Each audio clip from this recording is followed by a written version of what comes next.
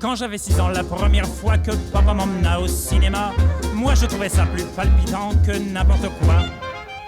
Il y avait sur l'écran des drôles de gars, des moustachus, des fiers à bras, des qui s'entretuent chaque fois qu'ils trouvent un cheveu dans le plat. Bonsoir à tous et bienvenue pour ce nouvel épisode de Vidéo Club, ton podcast préféré qui parle de cinéma, qui en parle en bien, qui en parle en mal, mais en tout cas qui en parle, et ça c'est le plus important. Bonjour tout le monde et surtout bonjour la petite équipe, salut tout le monde. Salut. Bonjour le petit Lucas. Comment allez-vous chère équipe? Moi ça va. Ah, il y a de la motivation. Oh, l'enthousiasme. En tout cas, ça fait Moi, plaisir. j'ai même pas répondu. Ah oui, non, mais il y a de la motivation dès le début. Ça fait plaisir. Ça fait plaisir. Une semaine bien chargée, on a envie de dire. Malheureusement, ouais. pas d'épisode la semaine passée pour cause de festival, pour cause de GIF. Donc, on a préféré un peu suivre ce festival pour du coup rattraper pas mal de petits films qu'on pourra vous parler dans les prochaines émissions. Et d'ailleurs aussi dans cette émission-là. Et d'ailleurs, c'est quoi le programme du jour? Transition toute trouvée. On a un programme méga chargé. Un programme d'ailleurs très canois, on pourrait dire, parce que les 3 premiers films sont des films qui ont été primés au Festival de Cannes 2024. On commencera directement avec Anora de Sean Baker, la Palme d'Or de l'année. Est-ce que c'est mérité ou pas? On abordera ça avec l'ensemble de l'équipe. On enchaînera ensuite avec la grande révélation, le prix du scénario, mais surtout le film qui a secoué la Cannes, on va dire, dans la croisette. Je cherchais le mot, bien joué. Tu gagnes un camembert, mon Lorenzo. Oh, sympa. The Substance, le nouveau film de Coralie Farja, pour ensuite enchaîner avec cette fois-ci le grand prix de Cannes là aussi, All We Imagine As Light. Et ensuite on enchaînera avec 3 autres films, 3 petits morceaux de cinéma qu'on pourra discuter tous ensemble. On parlera de Outrun, Miséricorde et À son image. Pour terminer en toute fin d'épisode, une petite carte blanche menée par Théa, un petit film révélation de 2024, un petit film peut-être à rattraper. On en parlera à la fin d'émission, donc restez jusqu'au bout. Entrons directement au cœur du sujet, entrons directement avec la Palme d'Or de cette année. On va vous parler d'Anora de Sean Baker. Может быть, ты хочешь быть эксклюзивно со мной? 15 cash up front. You're funny. Will you marry me? Seriously?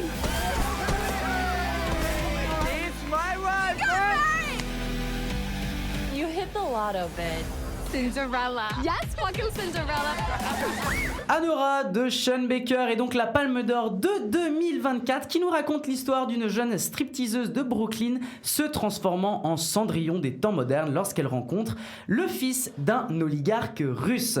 C'est un film qui a énormément fait couler d'encre, beaucoup de critiques en ont parlé évidemment, ça a un peu marqué l'actualité cannoise et de se poser la question, mais est-ce que ce film-là était mérité ou pas? Est-ce que la Palme d'Or était justifiée pour ce film? Sean Baker, pour déjà donner un petit historique, c'est un réalisateur qui est assez intéressant depuis plusieurs années, qui a notamment réalisé un film qui quand même a été pas mal mis en avant, à savoir Florida Project, mais il y a toute une dynamique dans son cinéma, on va dire c'est un auteur qui a une certaine ligne directrice dans son cinéma qui se développe depuis plusieurs années, et Anora en est, encore une fois, on va dire un peu le continu. On est toutes et tous autour de cette table à avoir vu le long métrage. Je propose, à mon avis, de donner directement la parole peut-être à la personne qui a le plus apprécié peut-être le film. Lorenzo, je te donne peut-être la parole. Carrément, je commence. C'est pas moi qui ai le plus apprécié, non, c'est toi. Je Je crois que c'est toi. Je sais pas. Bon, je me lance. Parce qu'après, vous allez peut-être le dézinguer un peu plus que moi. Mais non, moi, j'ai vraiment adoré. Je trouve que c'est vraiment un excellent film. J'en attendais pas grand-chose, parce que Cannes, maintenant, la Palme, on a eu des déceptions ces dernières années, on a eu des belles révélations, mais donc j'y allais un peu comme ça, en me disant, qu'est-ce que ce film a à me proposer? Et une sacrée claque, enfin, j'en ressors vraiment touché par ce personnage, touché par la proposition, et vraiment, j'étais baigné, j'étais immergé dans ce rythme, dans cette histoire. Et non, je voudrais commencer par dire qu'en fait, le postulat de base en soi est quand même assez foireux, quoi. Une prostituée qui tombe amoureuse d'un milliardaire russe, on dirait le début d'une mauvaise blague. Et pourtant, ce truc arrive à vraiment, c'est vraiment bien transformé en comme tu dis, Cendrillon des temps modernes, en conte de fées, on a envie d'y croire, on est là-dedans, on est baigné dans ce truc. Et puis après, il y a cette qualité aussi à écrire la désillusion qu'on suit, à s'immerger là-dedans, à voir les réactions, le chaos sous nos yeux. Et c'est ça que je retiens de ce film, c'est vraiment la qualité à écrire du chaos, à mettre en scène du chaos. Je pense vraiment à ces 15 minutes dans le manoir au milieu du film où ils essaient de la maintenir, et vraiment intense, et je retiens ça comme une super expérience de cinéma, comme une super... comme de très bonnes performances d'acteurs, surtout venant d'elle, qui est vraiment une belle révélation, une belle actrice qui joue extrêmement bien, qui porte super bien ce personnage. Donc je vais vous laisser parler, mais moi vraiment un très très gros coup de cœur, et oui, pourquoi pas en fait la Palme finalement, même si on va parler plus tard aussi de The Substance, mais Roman peut-être. Ouais, bof. Là, je suis Waouh, le gars dit bof. Ça veut Voilà, la tout dire, transition. je pense. Ça veut tout pas dire. forcément aussi dithyrambique que toi. Non, j'y allais aussi un peu. Bah moi, j'avais déjà vu le film du coup Florida Project de Sean Baker, que j'avais beaucoup aimé, qui est beaucoup mieux que Anora pour le coup. Donc je vous conseille plutôt celui-là, à en voir un des deux. Mais Et tu non, te demandais en fait, si j'ai t'étais trouvé- celui qui avait le plus aimé. Non, j'ai trouvé un cherches. peu. En fait, il y a ces 45 premières minutes dans le club, et un peu toute cette. Finalement, la rencontre avec ce gars qui va devenir son mari, et toutes ces premières parties-là qui est vraiment intéressante, même si à la lumière du reste du film, elle est plus si intéressante que ça. Mais enfin, sur le coup, j'étais bien dedans et tout. Et en fait, je trouve qu'à partir du moment où il y a ces gars, ces Arméniens là qui arrivent et qui sont un peu les gardes du corps, qui doivent justement, comme tu l'as dit, maîtriser Anora et tout. Enfin, il y a un peu ce côté, ça devient une espèce de course-poursuite un peu à travers la ville et tout. Et en fait, il y a 1 heure après où c'est juste que ça, et c'est juste 1 heure ils vont dans tel endroit et ils cherchent le gars et ça marche pas, et c'est juste une espèce de comédie, un truc un peu burlesque, un truc un peu deuxième degré, et des petites punches et tout. Enfin, et en fait, je trouve que ça tombe à plat, quoi, et ça tombe à côté de ce qu'aurait pu être le film. Et en fait, je sais pas, même le personnage d'Anora, au final, il a tellement peu de profondeur et tellement peu de matière, quoi. C'est juste, on la connaît pas, on connaît pas ses émotions, on connaît pas ce qu'elle ressent vraiment, on connaît pas sa vie en dehors de son travail. Enfin, elle est définie vraiment que par ce qu'elle fait, et qu'on sait pas du tout qui elle est, quoi. Et en fait, du coup, ça rend le film pas intéressant pour moi, parce qu'on a affaire à pour le dire assez clairement, 2 débiles. C'est vraiment 2... Ils sont débiles. Ça va, C'est vraiment 2 Attends, débiles pour t'as moi. quel âge déjà? C'est 2 débiles. Je suis Je peux désolé. pas dire, mais ils sont jeunes, les cons. Hein. Bah, ils sont Ouais, c'est puis vraiment, ça- ils sont juste les 2 cons et insupportables. Et Non, moi je suis pas d'accord. moi, je suis d'accord avec ça. Jeune et con. Moi, je suis d'accord avec ça. Des fois, on peut suivre Ouais, quand même des personnages cons et débiles. Oui, mais et quand ils apprécier. ont aucune profondeur, on se dit, bah les gars, vous êtes à la ramasse. Et... Les 5 dernières minutes mettent justement Vraiment la pas. virgule Alors, là-dessus. moi je reviendrai à la fin sur la fin qui moi me pose un peu problème. moi aussi, mais- La fin, je la trouve déjà d'une part facile et vraiment évidente, et enfin le truc qu'il fallait pas faire, il le fait, quoi. Ouais. Et ouais, non, mais en fait c'est ça, le personnage manque tellement de profondeur pour moi que j'arrive pas à être touché, j'arrive pas à être avec elle et à ressentir ce qu'elle ressent et tout. Et en fait, ce côté comédie et comique qu'il essaie d'instaurer, ça renforce encore plus le côté, on sait pas où il veut aller, quoi. Est-ce que c'est un film social où il parle vraiment de sujets politiques sur le travail du sexe et tout? Est-ce que c'est une comédie un peu grinçante et tout? Enfin, on sait pas vraiment. Et même j'ai trouvé par rapport à Florida Project qui avait très peu de propos vraiment politiques ou vraiment avec du fond, quoi. Parce qu'en fait c'est un cinéaste qui est un peu connu pour dépeindre un peu l'Amérique, un peu le côté les laissés pour compte, les gens qui sont un peu sur le côté du rêve américain et tout. Et là, on sent c'était un peu le postulat de base, mais dans le film, je trouve que ça se retrouve pas, ça se retrouve pas du tout. Oh wow, Vous l'avez compris. il est au bout. Ça se retrouve pas du tout, et Je l'aurais pas mieux dit. et voilà. Mais par contre, ce que je peux retenir, c'est, comme tu l'as dit, en tout cas la performance de Mikey Madison, je crois. Et puis visuellement, on sait que Sean Baker, il a une patte assez intéressante, en tout cas pour le côté, les couleurs et cette maîtrise un peu aussi de la lumière et tout. Enfin, ça, c'est vraiment, il y a vraiment pas grand chose à redire sur le côté technique. J'ai bien aussi aimé le fait qu'il y a peu de musique, que c'est très, il essaie pas d'en mettre des couches ou de drame. Tu sais, dans les moments dramatiques, il y a très peu de musique, il y a très peu de musique Il n'y a extérieure. pas de pathos non plus. Voilà. hein. Et en Pas fait, de gros violon, la ouais. musique qu'on entend, c'est la musique qui est dans le film, c'est la Ouais, musique ouais, du club, ouais. c'est ce genre de choses, mais il est pas venu trop mettre sa patte de réal pour appuyer des choses et tout. Donc ça, je trouve ça pas mal. Mais bon, pour moi, le film passe quand même vachement à côté de ce qu'il aurait pu être, quoi.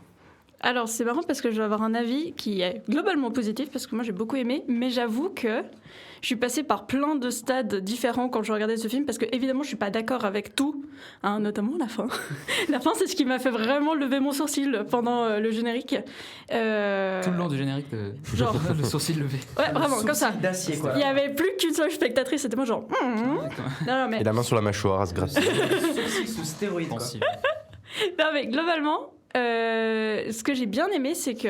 Alors oui, alors on va dire tout... Enfin, je pense que c'est assez clair, mais c'est pas du tout un film engagé, quoi. Ça parle de sujets politiques qui auraient pu être traités d'une autre façon.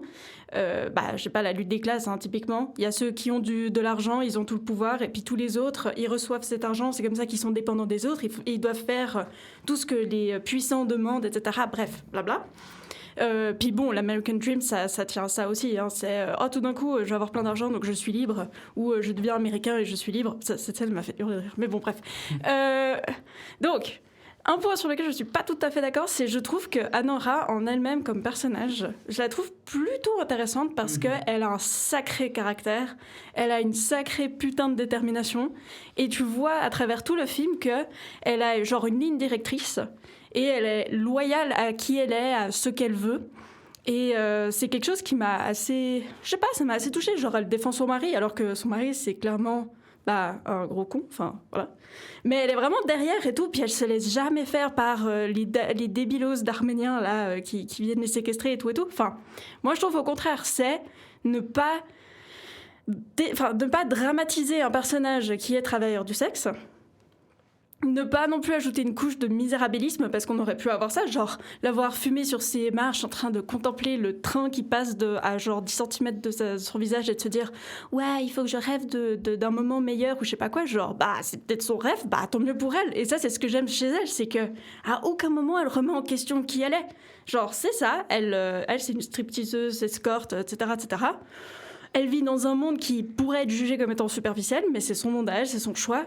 Et c'est ce que j'apprécie dans ce personnage. Après, ouais, ça va pas beaucoup plus loin que ça. Après, c'est juste le truc que j'aurais à reprocher, c'est que ça critique pas grand-chose. Enfin, oui, de fait, mais ça critique pas grand-chose en soi. Visuellement, c'est cool. La musique, c'est cool. Tout est relativement cool. Mais ouais, la course-poursuite, la chasse à l'homme qui devient complètement débile et absurde.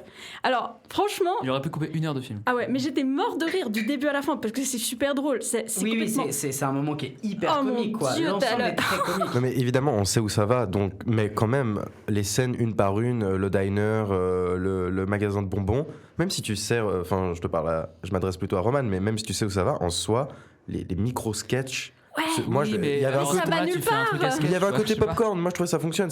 T'enchaînes des sketchs, puis après tu le sais en tant que spectateur. Demande du film, je trouve. C'est ce qu'il propose en tout cas. Je pense que ça fonctionne d'une certaine manière, mais par contre, je suis d'accord avec Roman sur la répétitivité du truc. C'est-à-dire, je reviendrai après sur mon avis sur le film, mais je pense que le film a malheureusement sur cette partie-là un défaut, à savoir que même s'il y a vraiment des moments qui sont très intéressants, par des brefs moments d'interaction de personnages, etc., ça peut être intéressant. Je pense que toute cette partie n'est pas intéressante, mais la répétitivité narrative qui est de dire, on ne sait pas où il est, on va appeler quelqu'un, on va aller à un endroit, on sait pas où il est, on va appeler quelqu'un, on va aller à un endroit. Là, il y a une certaine répétitivité. Mais je te relaisse la parole. Non, mais je suis d'accord, c'est un peu trop long. Et puis, par contre, j'ai beaucoup aimé l'arrivée du boss final des parents du gars.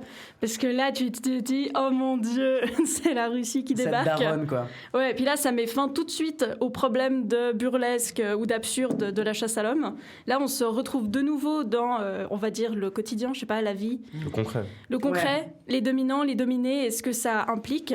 Et je trouvais ça très intéressant parce que là, on va dire, c'est le seul boss que Anora a pas réussi à defeat parce qu'elle arrive en lui disant ouais, mais ça va pas jouer ma grande. Tu peux avoir toute la détermination, tous les rêves, toute la bonne volonté au monde, même la justice derrière toi. C'est quand même les plus puissants qui auront raison. Des avocats. Donc voilà. Donc tout ça, ok. Mais effectivement, est-ce qu'on pourrait faire un petit aparté sur la fin si on fait un petit spoiler. À la fin, on va faire la fin. D'accord. Si je me permets, mais vas-y, parce que moi, je peux revenir dessus avec vous. Je pense qu'on va y revenir parce que on en parlait aussi en off, c'est un des points un peu qui me dérange dans le film. Mais en tout cas, personnellement, dans l'ensemble, je suis assez d'accord avec l'ensemble. En tout cas, personnellement, je trouve que c'est un très bon film. Je trouve que c'est vraiment un film qui est très intéressant. Je le trouve très sympa. Enfin, en tout cas, je le trouve très sympa dans son ensemble.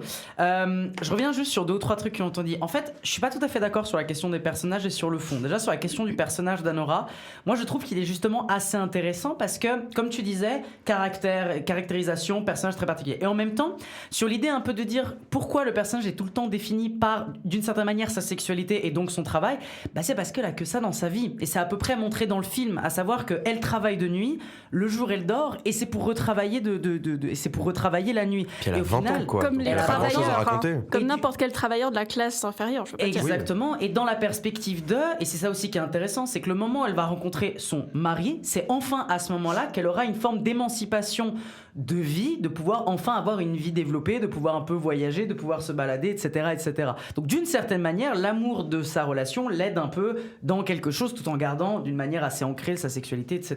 Donc déjà moi sur la question des personnages, en fait même en général je trouve qu'il y a une certaine subtilité d'écriture dans tous les personnages qu'on rencontre dans le film. Je trouve que à la fois il y a des personnages qui sont au départ vraiment méprisables, mais qui en même temps tu vas avoir une certaine sympathie pour eux. Je pense notamment au, c'est pas le boss, mais c'est un peu le concierge Tauros, des hein. Arméniens. Tauros, oui, c'est Voilà. son Le parrain. parrain, Exactement, le parrain qui a orthodoxe. complètement ce côté en mode mais ce mec est complètement fou, et en même temps t'as quand même un peu de sympathie pour ce mec, en Ouais. même temps t'essaies de le À comprendre. la fin, il est Enfin, limite appréciable. exactement, complètement. Ou le espèce de russe complet, le Gopniak, Oui. pendant tout le film. Bah, t'as un Finlandais, je moment- crois. Yuri Voilà, exactement. Borisov. Où tu vas te dire, mais en Sur fait, toi. ce mec est un gros taré. En fait, il y a une vraie tendresse qui se dégage de ce personnage. Donc, moi, je trouve qu'il y a une subtilité d'écriture qui déjà m'intéresse. Et puis, pour la question du fond, j'ai un peu ce truc où je me dis. Pour moi, Sean Baker, dans son cinéma, c'est pas un mec, on est d'accord, qui est pas méga engagé. Je pense pas que c'est un militant à proprement parler. Mais il dépeint quand même quelque chose de la société états-unienne. Et je trouve que dans Anora, c'est dans la continuité de ce qu'il essaye de dépeindre. Et je pense qu'il y a un vrai fond. Et c'est là où, du coup, moi, ça me vient un peu à ma grande critique du film. C'est qu'en fait, je trouve que les parties sont très inégales. C'est-à-dire, pour moi, il y a les 40 premières minutes du film qui sont super. Moi, je pense que vraiment les 40 premières minutes sont juste génialissimes. Il y a une mise en scène qui est dingue. Il y a vraiment cette explosivité de la photographie. Il y a vraiment, en fait, ça assume clairement son côté. On va te mettre de la sexualité, on va te mettre du gros boulard et en même temps jouer avec de la lumière, d'une mise en scène et tout. Et c'est la quintessence un peu de mettre en scène le rêve américain. Moi, c'est ça qui m'intéresse. C'est vraiment comment on va mettre en scène le rêve américain et montrer qu'un personnage va enfin exploser là-dedans. Et c'est là où tu as la deuxième partie, qui est donc le moment qui commence à partir de la maison, et donc le moment où on doit retrouver cette espèce d'aristocrate russe. Et bien cette partie-là, comme j'ai dit, pour moi, elle devient répétitive. En fait, elle devient plus sobre, beaucoup plus drôle d'une certaine manière, mais beaucoup plus froide et répétitive, et qui a un sens, parce que du coup, il y a cette idée de retour à la réalité, et donc de montrer que en fait, ton rêve américain que tu croyais, en fait, il est absolument faux, et tu tombes dans... la réalité la plus triste et la plus sale. Et ça, c'est peut-être quelque chose qui, moi, me dérange un peu parce que j'ai beaucoup plus de plaisir dans la première partie, qui est vraiment celle qui me touche, que dans cette deuxième partie où, oui, c'est sympathique, mais vraiment sans plus. Et si vous voulez, on peut enchaîner du coup sur, enfin, la fin, si ça vous va. Je pense que, je sais pas ce que vous en pensez, on peut ne juste pas spoiler, mais si vous voulez vraiment ne pas savoir à peu près la tonalité de la fin, passez à autre chose, on vous mettra un timecode si vous voulez, mais je sais pas si vous voulez révéler la fin proprement parler, on peut juste dire comment elle se passe, mais C'est pas non plus un énorme. C'est spoil, ça, quoi. c'est Ça rebat un peu les cartes quand même. je trouve. ça rabat un peu les cartes. Est-ce que... Bon, en tout cas, on vous mettra un petit... Mais on a un jingle spoiler maintenant. Eh ben, tu Oui, sais... c'est toi. Non, mais vous savez qu'avec le montage, on peut mettre ce qu'on veut comme la jingle. magie. Donc, est-ce que... Let's go. Un jingle avec un timecode et puis. Ah bah écoutez, C'est parti. vous savez quoi? Jingle d'une référence internet cinéma. Faut pas regarder, tout plein de twists. Faut pas regarder, si t'as déjà vu le film, tu peux regarder. Qu'est-ce qu'on peut en penser un peu de cette fin qui nous divise? On pourrait dire qui nous divise. Est-ce que qui voudrait peut-être un peu la décrire, expliquer un peu le fond? Peut-être, dites-moi tout. Bon, si vous voulez, je me lance parce que c'est moi qui ai lancé l'idée. Mais en fait, ce qui me dérange dans cette fin-là, c'est qu'on revient un peu à cette idée de Cendrillon et pas trop à cette idée de lutte des classes. Et c'est un truc qui m'a un peu perturbée, c'est qu'il y ait cette espèce de relation, de confiance qui se crée entre Anora et puis le gobnik Yuri Borisov, Oui, qui on est peut trop dire beau. du coup ce qu'est la fin peut-être. Bah oui, on s'en fout, on spoil. Non mais on spoil, en gros, bah oui, bah du coup vous l'avez demandé de spoiler, donc Bah ouais, on peut on spoil. spoiler. Donc en gros, c'est tout simplement que Anora se retrouve dans la voiture avec ce gopnik là. Elle va. Ah non, c'est pas ça, c'est que... Elle a été Attends. ramenée par lui. Parce que en tant que garde du corps engagé, blabla, pour faire partie de l'expédition, en fait, on nous le vend comme étant le plus sympa, le plus... je sais pas, genre, Tendre. il deal pas, lui. Il Après prend qu'elle les est divorcée, médicaments de sa... on peut le dire déjà, après qu'elle est divorcée avec son mari, qu'elle a Oui, oui. accepté de divorcer, elle Oui, se oui. retrouve avec ce mec. Mais bon, ça on s'en fout. Enfin, genre... Bah non, c'est quand même un élément fondamental du film, quoi. Oui, non, je sais, mais justement, j'y viens. C'est le gars qu'on nous vend comme étant le plus propre, on va dire, dans tout ce monde de gangsters, deals, machin et trucs qui est gouverné par des oligarches russes depuis Moscou. Et la fin, c'est il lui redonne sa bague de fiançailles pour qu'elle ait plus de thunes pour se refaire une vie après. Bah ouais, c'est ça, hein. Oui. Il lui refile sa bague, elle a plus d'argent, blablabla. Et elle prend ça comme un acte transactionnel où elle doit lui donner quelque chose en retour. Ah, je l'ai pas du tout compris. Comme Bah ça. moi non plus, mais je l'ai lu et du coup ça m'a complètement... Ah, mais je suis pas du tout d'accord, c'est pas ça. Bah non, c'est pas pour ça. moi c'est pas ça. Mais je trouve que leur relation elle est super mal amenée parce que oui il l'a séquestrée, oui elle le dit, genre il l'a malmenée pendant genre un bon gros quart d'heure. À quel moment elle peut lui faire confiance à ce con? Elle sait pas d'où il vient, elle sait pas qui c'est. Moi je trouve que c'est méga toxique comme relation. Non, mais pour moi, pour moi, la fin, elle parle pas de ça. Pour moi, la j'espère. fin, pour moi, la fin, le moment où, en gros, elle va. En plus, c'est la manière dont c'est filmé. C'est-à-dire, à un moment donné, on va voir un gros plan sur son visage Oui, qui oui, va oui, se oui. transformer, Magnifique, ce gros qui va plan. reprendre en avant la question de la TDS et non plus du personnage d'Anora à proprement parler, et qui va chevaucher le personnage du Gotniek, qui va commencer quelque chose et qui en fait va s'arrêter d'un coup parce que le mec va l'étrangler et ça, oui, parce qu'il l'étrangle, c'est-à-dire il lui met comme ça les mains dessus, il l'étrangle et puis après il la lâche. Non, il essaie de l'embrasser. Ouais, je crois que c'est ça. Il essaie de Moi j'ai l'embrasser. compris. Mais non, qu'il il lui l'embrasse. mais rapproche la justement, tête, il lui rapproche veut la tête mais pour là- l'embrasser dans mais- un moment de tendresse Mais de et manière elle y assez arrive violente. pas. Moi je trouvais que c'était assez violent la manière c'est dont violent ça parce qu'elle Parce le qu'elle se voit pas. retient, parce qu'elle Voilà. elle met de la Ok, distance. mais le moment où il y a ça, elle éclate en sanglots et la générique, et il n'y a pas de son dans le générique, on entend juste les pleurs d'Anora pendant un petit bout du générique. Moi, cette fin, ce qui me pose Il problème, la prend dans ses bras juste avant. oui, d'accord, mais elle éclate en sanglots, quoi, merde. Oui, c'est- oui. Bah, après 2 jours de high tension level, quoi, je veux dire. Oui, mais moi, ce qui me pose problème dans cette fin, c'est qu'elle est complètement hors sol, quoi. Ça n'a rien à voir avec la tonalité de l'ensemble du film, où tu te retrouves tout d'un coup à un truc qui est ultra dramatique par rapport à l'ensemble du film, qui pour moi est pas si dramatique que ça, quoi. Je suis assez d'accord. Non, juste, moi je l'analyse cette fin comme elle, il lui reste plus que ça. Il reste plus que son corps et elle revient à la case départ. Ouais. Et voilà, c'est ce Mais qu'il nous elle dit. n'arrive pas à le reprendre possession de ce truc. Mais oui, parce qu'entre temps, elle a cru goûter à l'amour, elle a cru tomber amoureuse. Et un truc que j'ai entendu aussi vis-à-vis de ce truc, c'est que pour certaines travailleuses du sexe, l'embrassade, le French kiss, enfin, appelez ça comme vous voulez, c'est une frontière, c'est une distance. Ouais. On touche pas à la bouche, on fait ce qu'on veut, mais l'embrassade, c'est quelque chose de romantique. Et bah là, c'est le déclic où elle réalise qu'en fait, depuis le début, elle est que sexualisée, ça passe que par son corps, et quand lui il essaie de l'embrasser, ça fait écho aux 2 derniers jours, comme tu dis, au high tension de j'y ai cru, j'ai voulu y croire, ce connard-là de milliardaire en plus, et ça ramène à son breakdown, de dire putain, en fait, depuis. Elle réalise tout ce qu'elle vient de vivre, en fait. Ouais, Moi, j'ai je juste l'ai comme analysé. ça, ouais. Et J'ai juste que c'était analysé pas... comme ça. Ouais. Il lui reste plus que son corps. Elle se dit, vas-y, le moment est opportun. Et en 30 secondes, elle réalise que le moment n'est pas opportun, qu'elle aime pas ce gars et Ouais, qu'elle a c'est détesté les 2 derniers jours. ça. Moi, je vois pas plus loin Mais que ça. pendant quoi. Moi non tout plus. le film, on te montre qu'elle l'a détesté ces derniers jours. Pour moi, Oui, mais elle le réalise. Elle a Oui, détesté l'instant, elle a détesté le évidemment. moment. Mais, Oui, non, mais quand d'accord. elle le remet à ce moment-là un peu plus calme, de douceur dans la bagnole, et qu'elle, je pense, en tout cas, c'est mon interprétation, qu'elle se remet dans les 2 derniers jours, elle comprend tout ce qu'elle vient de vivre, elle comprend l'absurdité de tout ce qu'elle vient de traverser. Mais en fait, et pour moi, ça c'est tombe dans ses bras, quoi. Justement, Enfin, c'est un peu ce truc-là. C'est en fait, pour moi, le problème de cette fin, il vient du film en lui-même, ou enfin de ce que j'ai ressenti par rapport au personnage, où en fait, pour moi, comme je l'ai dit, il y a tellement peu de profondeur que en fait, elle réalise quelque chose que nous, on avait déjà compris. Ouais. Mais en fait, je pense que c'est un point de vue spectateur, quoi. C'est le fait on savait qu'elle était pas bien, en fait, et du coup, tout est prévisible et et en fait, pour moi, la fin, elle est attendue. Mais j'espérais qu'il la fasse pas comme ça, mais Ouais. en fait, elle arrive et elle arrive comme ça. Et en fait, c'est très attendu et il y a aucune surprise parce qu'en fait, on sait déjà tout le long ce qu'elle on voyait ce qu'elle pensait. Et même si elle le réalisait pas, nous on le savait. Ouais. Du coup, je pense que c'est un truc peut-être de spectateur plutôt que. Enfin, je sais pas. Ben, je sais pas, je trouve que c'est une fin qui peut être très interprétative. Moi, elle me dérange fondamentalement parce que je trouve qu'elle est pas ancrée dans l'ensemble du récit. Je suis désolée, moi je trouve un récit où dans les 40 premières minutes on est sur un truc explosif, on est sur un truc féerique, et après la grande majorité du film on est sur un truc qui certes est un retour de réalité, mais qui a une certaine manière de poser les plans et avec une certaine presque douceur par moment, et puis avec beaucoup d'humour, quoi, avec une espèce d'humour, même si t'as des moments un peu de tristesse et tout, il y a quand même il y a beaucoup d'humour, il y a beaucoup, c'est peut-être presque pris à la légère d'une certaine manière, et tout d'un coup on est sur un truc qui est quand même assez violent. Enfin moi je trouve qu'il y a, enfin violent, il y a un truc qui est vraiment méga dark, quoi. Bah justement, tu peux pas ramener, tu peux pas être autant plus proche de la réalité, enfin autant plus concret qu'avec cette fin-là, je trouve. Alors pourquoi tu fais pour moi il y a un problème de tonalité dans le fond. Non, justement pas. Je trouve que c'est la tonalité, comme tu dis, c'est dark, c'est la tonalité qui vient vraiment ponctuer le film par non mais tout ce que t'as vu, tout aussi burlesque, chaotique que c'est, et c'est vraiment grave.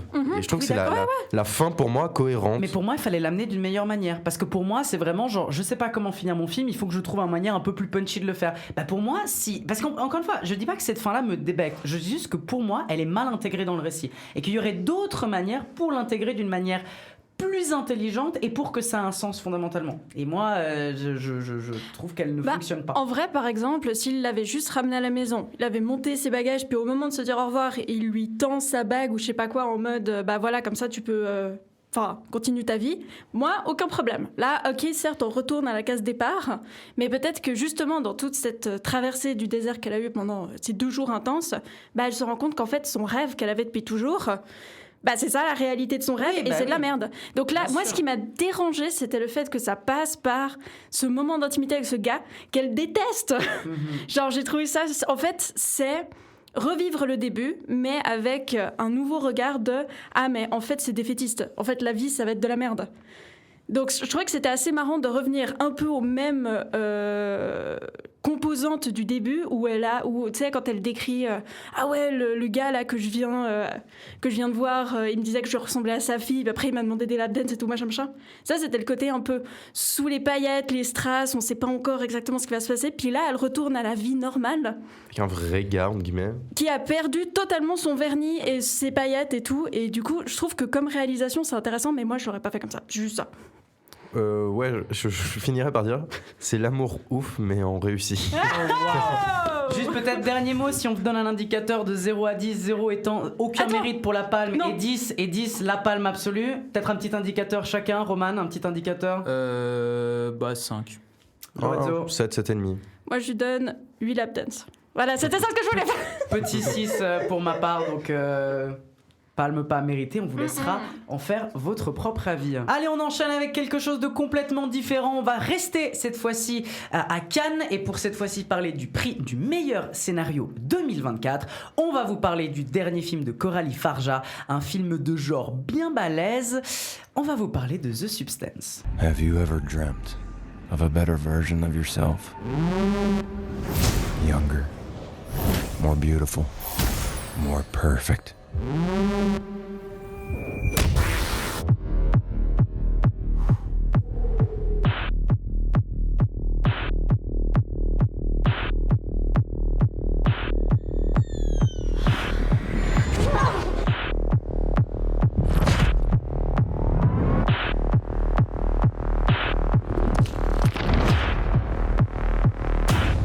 The Substance est donc le deuxième film réalisé par Coralie Farja après Revenge, que j'avais pu vous parler un peu dans les deux derniers... Enfin, il y a 2 épisodes en arrière, si je me rappelle bien, dans une carte blanche. Dans le film, on retrouve Demi Moore et Margaret Qualley, et donc c'est le prix du meilleur scénario à Cannes 2024. Un film qui a été une sorte d'onde de choc, on pourrait dire, pour les critiques de cet été. Eh bien, qu'est-ce qu'on en a pensé ? Nous sommes toutes et tous autour de cette table à l'avoir vu. Je vais me permettre de commencer les hostilités. Je pense que ça fait des semaines et des semaines que j'en parle. Je pense que ça fait déjà plusieurs épisodes que je vous tease le fait que c'est un film que j'attends depuis très très très longtemps. Eh bien, qu'est-ce que j'en ai pensé ? C'est extraordinaire, quoi. C'est brillantissime.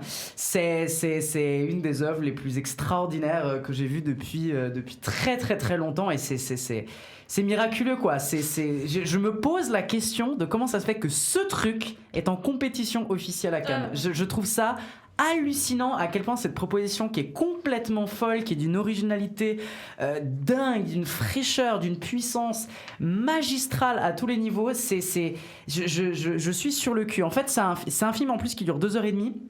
Ressenti 40 minutes, facile. Vraiment, c'est passé devant mes yeux d'une manière dingue. C'est absolument fou en termes de mise en scène. Il y a une certaine originalité, une fraîcheur dans la manière dont elle réalise Coralie Farja.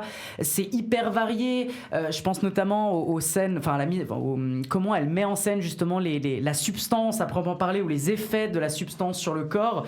Il y a une variété de propositions visuelles qui sont juste fantastiques, tellement intelligentes dans la manière de filmer, que ça soit les décors, que ça soit les éléments un peu plus organiques, que ça soit de filmer les corps. Je trouve qu'il y a une originalité qui est dingue. La photographie est brillante, c'est extraordinaire. En plus, c'est un film qui moi me touche parce que ça cite du Cronenberg à tous les niveaux. Tu peux citer Existence, tu cites La Mouche, tu cites Scanner, tu cites même aussi un peu de Kubrick, parce que c'est Shining. Il y a plein de références à Shining qui sont assez évidentes. Donc ça référence tout ce cinéma que moi personnellement je suis amoureux tout simplement de ce cinéma. Et en fin de compte, ce qui est dingue, d'ailleurs je fais une parenthèse, mais pour moi c'est une réflexion que j'avais devant le film, c'est que si Cronenberg était encore au niveau aujourd'hui, il ferait un film comme ça. Et je pense que Coralie Farja démontre qu'en fait, elle a complètement compris ses références, voire elle les sublime et elle les rend encore meilleures. Et je trouve ça assez dingue de réussir à aller dans ces lignes-là et s'en détacher en même temps, parce que c'est d'ailleurs un film qui, en termes de fond, est hyper intéressant. C'est-à-dire, c'est une vraie réflexion sur le corps, sur le regard de ce dernier, sur le pouvoir que peut donner le corps sur une société, notamment sur des questions patriarcales, de regard masculin, mais aussi de regard féminin entre différents personnages féminins. Donc c'est un film qui est éperdument féministe, qui est un film qui est éperdument posé sur la question du regard des hommes et qui joue sur la question du male gaze à plein de moments, et notamment cette violence qui peut s'opérer sur les corps féminins. Bref, c'est un truc que je trouve incroyable dans une histoire qui, même s'il a eu le prix du scénario, est une histoire que je trouve super, je trouve très très bien écrite, mais c'est vraiment pas ça la grande qualité du film. Je pense qu'on sera peut-être un peu tous d'accord sur ce sujet-là, on pourra peut-être en reparler, mais le scénario est très bon, mais j'aurais certainement pas donné ça comme qualité principale du film. Vraiment, pour moi, sa moelle épinière et sa forme sont beaucoup plus intéressantes à proprement parler que son histoire, qui est grosso modo une espèce de réinterprétation du mythe de la créature, etc., qui peut se trouver de plusieurs cinémas un peu du passé et de l'imaginaire. Bref, pour essayer de faire très vite, comme ça je laisse un peu la place aussi à mes autres amis autour de cette table. Le montage est top, la musique est incroyable. J'ai un truc avec cette musique un peu techno, bougeante, qui vraiment te transporte dans un truc qui est absolument dingue. Les effets pratiques sont extraordinaire, c'est assez cracra pour l'être, et pas non plus too much pour vraiment juste te faire dégueuler. Je trouve que Demi Moore et Margaret Qualley sont extraordinaires, et particulièrement Demi Moore, je la trouve très très smart dans ce film, et en vrai le film est rempli d'idées folles, quoi. On parlera pas, on spoilera pas sur ce film. Moi je pense que j'ai pas envie de spoiler sur ce film, mais juste cette fin est d'une explosivité, bordel de merde, qui est extraordinaire. Pour moi c'est ma palme d'or à 100%. Pour moi c'est un film qui est parfait. J'ai pas l'habitude de dire qu'un film pour moi est parfait. Je serais peut-être tout seul dans ce cas-là, c'est pas grave, mais pour moi c'est un film qui est parfait. C'est un film qui n'a rien à toucher. Pour moi c'est une œuvre majeure de ces quelques dernières années, même de ces 10 dernières années. Je pense que c'est une œuvre ultra majeure dans le cinéma de genre, dans la réinvention du cinéma de genre français et de ce que ça essaye de proposer comme cinéma. C'est tout simplement un chef-d'œuvre absolu pour moi, quoi. Ouais, la substance là. Pas mal la substance. Ouais, je suis assez d'accord avec ce que tu dis. Enfin, moi, alors, je suis pas non plus au niveau du chef-d'œuvre absolu que tu décris, mais en effet, c'est frais, quoi. Il y a une fraîcheur que en fait, je peux le comparer un peu à Titan dans ce que ça avait amené à l'époque. Il y a quelques années, ce côté où ouais, on ressent un truc, on se dit ok, là il se passe quelque chose. C'est pas vraiment ce qu'on a l'habitude de voir, et même au sein du cinéma de genre, ça vient proposer des choses vraiment nouvelles. Et je trouve juste, en fait, ce qui est vraiment cool, c'est que le film jongle hyper bien entre des vraies thématiques, un scénario qui est quand même très bon, je trouve, enfin qui qui est assez parfaitement exécuté. Enfin, je trouve que ça marche bien tout le long. Mais il arrive à jongler en fait entre justement ce scénario-là et ces vraies thématiques et ces vrais problèmes qu'il aborde et tout, sur le fond, sur la société, tout ça. Et en même temps, le côté body horror qui est 100% assumé et à fond, quoi. Et il n'y a pas de retenue, on n'essaie pas de faire un truc forcément de bon goût ou de se dire ah non, mais c'est du body. Enfin, je sais que t'aimes pas ce terme, Lucas, mais on n'essaie pas de faire de l'elevated d'horreur ou d'un truc un peu intello et tout. C'est vraiment quand ça y va, il y a du sang, il y a des trucs dégueulasses et tout. Enfin, je trouve que c'est cool d'arriver à assumer à ce point et pour autant de garder le film de pas que ce soit pas juste une série Z, quoi, que ce soit vraiment un objet vraiment intéressant et je te rejoins aussi sur ce que tu as dit sur Demi Moore et Margaret Qualley, qui sont vraiment assez impressionnantes et surtout comme tu as dit Demi Moore, stylé même aussi sur le statement d'assumer, elle a plus de 60 ans et genre elle est à poil dans ce film beaucoup et enfin elle en fait baver surtout, franchement elle en prend dans la gueule, quoi. C'est ça, ouais, il y a un côté où vraiment son corps elle le donne, même limite elle le maltraite un peu, quoi. Il y a ce côté clairement. Et je trouve que c'est assez cool et vraiment super intéressant de faire ça et et du coup que Coralie Farja ait eu cette présence d'esprit de penser à elle. Enfin, je trouve qu'il y a un truc en tout cas dans le duo réalisatrice-actrice qui marche vraiment bien. Et même entre les deux, Margaret Qualley et Demi Moore. Oui, je viens de dire son nom en plus. Oui, j'ai oublié très rapidement. Non, entre les deux, il y a aussi quelque chose de vraiment, de vraiment fort, même si elles font que se croiser, mais il y a une espèce de filiation qui marche bien. Enfin, on voit quand même l'une dans l'autre et tout. Et ouais, puis pour finir, sur le visuel, sur les effets, quand vraiment le monstre devient en full forme, je trouve que c'est cool, quoi. Enfin, t'as un peu ce truc qu'il y avait dans La Mouche, enfin vraiment ce frisson de c'est vraiment bien fait. C'est un peu Uncanny Valley, c'est un peu le truc c'est vraiment bien fait, quoi. Et puis le plan de fin, il me semble que c'est le dernier plan sur l'étoile il est vraiment il est tellement sans trop en bien révéler fait. encore une fois, hein, voilà, mais je dis juste que c'est le plan sur le trottoir finalement, mais vraiment il est idéal aussi, donc franchement je suis assez d'accord avec ce que tu as dit. J'ai très peu de critiques en vrai, donc bravo. Lorenzo, ton avis sur ce film? Non, mais alors je vais vous répéter en soi parce que on va partir de ce qui est bon et ce qui est acté et ce qui est évident, mais le visuel est complètement fou. Et il y a une patte de réalisation, de mise en scène, de style, d'esthétique, de musique, de montage qui est d'une maîtrise totale et qui lui est propre, on va dire, même si je reviendrai juste après.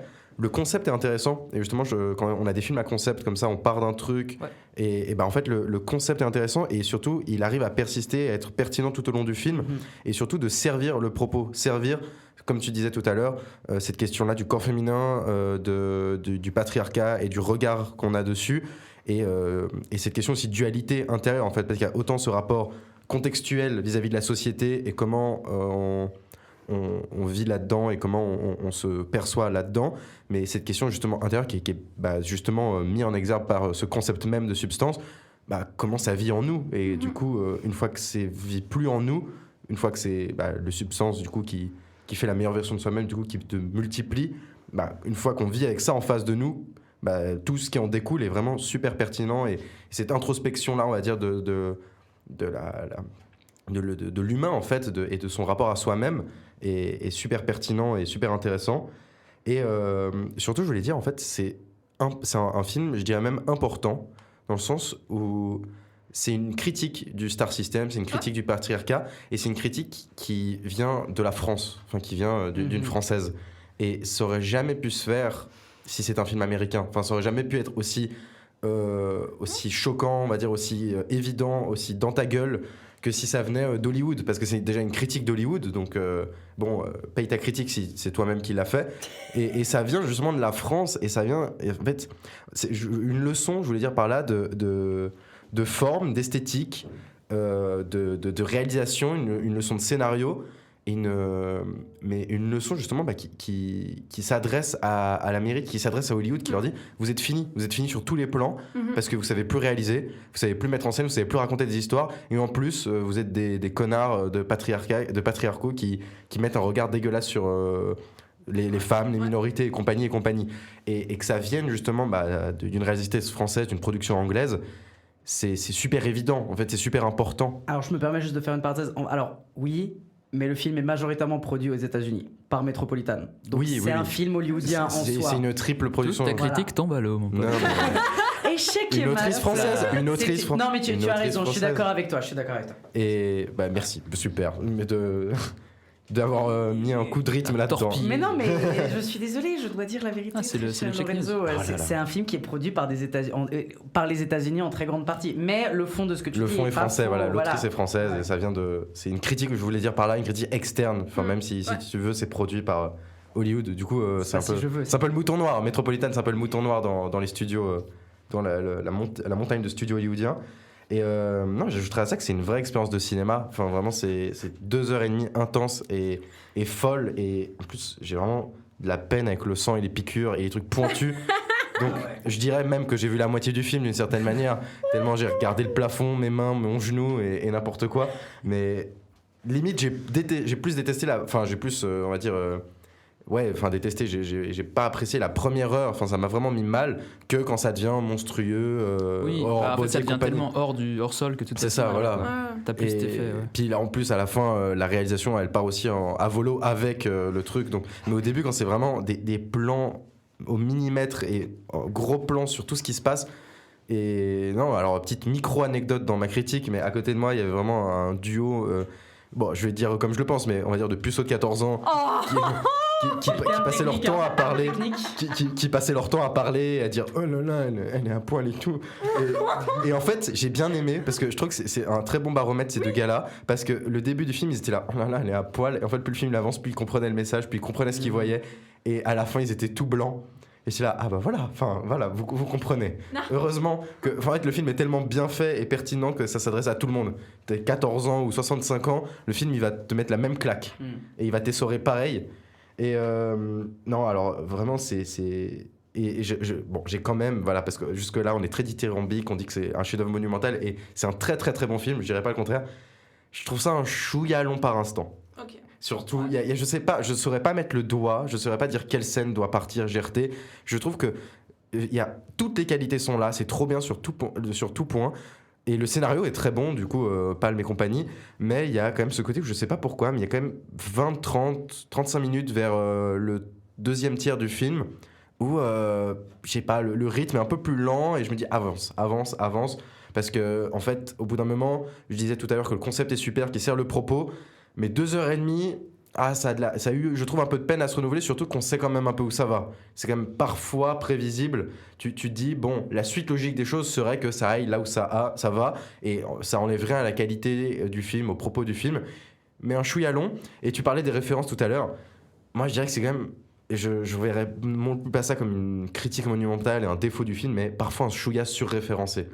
Il y a un peu un côté easter egg de ah oui ça c'est Shining, ah oui ça c'est Lost Highway, ah oui ça c'est 2001 et du coup tu dis bon ok après je vais pas non plus faire des tonnes là-dessus parce que c'est ce qu'on disait à Tarantino au début de sa carrière et puis elle c'est son deuxième film je crois donc je vais pas la jeter sous le train et dire c'est une catastrophe, au contraire c'est super, juste bon il y a une patte, il y a un style, il y a des références qui sont vraiment évidentes mais des fois tu dis t'as bien utilisé, comme tu disais Lucas avec Cronenberg, t'as bien utilisé tes références, t'as apporté un propos du sang neuf, de la fraîcheur, mais les références, elles sont toujours très très présentes. Et limite, des fois un peu trop assumées de... J'aime Kubrick, quoi. Mais bon, ça enlève rien à la claque que je me suis prise et j'en suis ressorti essoré, quoi, de ce truc. C'est assez fou. Et je voulais ajouter de dénoncer l'excès par l'excès. Je trouve ça très, très intéressant comme propos de cinéma. En fait, on dénonce tout ce qui va pas dans la société et on met de la couche et de la couche et de la couche de sang, de corps, de tout ce que tu veux, de sexe, de cul, de nichon. On veut te faire gerber, on veut te faire comprendre que la société, ça dégouline et je trouvais ça vraiment pertinent et intéressant. Théa, peut-être pour conclure sur ton avis du film. En fait, pour rebondir sur ce que tu viens de dire, la question générale de ce film, c'est adressée à tous les amateurs du male gaze. C'est ça ce que vous voulez ? Attendez les gars ! Sauf que là, c'est pas que ce que vous voulez. Ça, c'est les conséquences de ce travail d'acharnement contre les actrices passées un certain âge et sur globalement la société en général, où tu peux plus être toi-même, où tu es toujours obligé de regarder derrière toi pour voir quelle version est la meilleure version de toi-même. D'ailleurs, je pense que c'est pas si innocent que la voix de ce Substance, ce soit un homme qui t'explique gentiment « Tu veux vraiment être la meilleure version de toi-même ?» Et le pire truc, la chose qui est la plus ironique, c'est « Si tu suis les règles, tout va bien se passer. » Or, c'est exactement ce qui se passe pas pendant tout le film. Et j'ai trouvé ça tellement... Alors, je pense que beaucoup de gens pourraient critiquer l'aspect un peu subtil qu'a ce film du traitement des mecs, mais moi je pense que c'est pas tellement l'idée d'être subtil, c'est vraiment l'idée d'être jusque-boutiste en mode les gars maintenant ça suffit. Hein. Quand tu vois comment elle filme le producteur principal, la manière dont il filme, il est avec incroyable. un gros plan sur son visage et tout le temps immonde comme et personnage. ce gars, il a plus de 70 balais et je trouvais ça trop bien que lui, on ose le filmer d'aussi près, tandis que Demi Moore, il faut lui mettre 3 plâtres de make-up dessus, bref. Donc, pour vous dire, moi je vous rejoins tous, je trouve que ce film-là méritait une palme, quelque chose. Au-delà du scénario, j'ai beaucoup aussi apprécié le scénario parce que plus j'y repensais, plus je me disais, alors oui, l'histoire elle est simple, mais il y a tellement de petits micro-détails, plein de petites scènes, parce que c'est pas un film où il y a énormément de dialogue, et j'avoue qu'au début ça m'a beaucoup perturbée. Il y a beaucoup de scènes qui se passent genre en fish-eye ou en contre-plongée ou j'en sais rien, bref, ça se passe très vite, c'est très vite découpé, il se passe des tas de trucs et rien n'est dit. Mais alors les micro-scènes où tout d'un coup on se pose un moment, on arrête toute cette suite haletante d'images, je sais pas, de cul, de tout ce que tu veux. Tout d'un coup, il y a des petits trucs comme ça qui apparaissent qui pour moi me font dire que ce film va bien au-delà que de la critique du Star System Hollywood. C'est vraiment la critique de les femmes après 60 ans, qu'est-ce qu'elles font ? Elles passent leur journée au canapé à regarder La Roue de la Fortune et puis à passer le balai. Non, jamais de la vie. Non.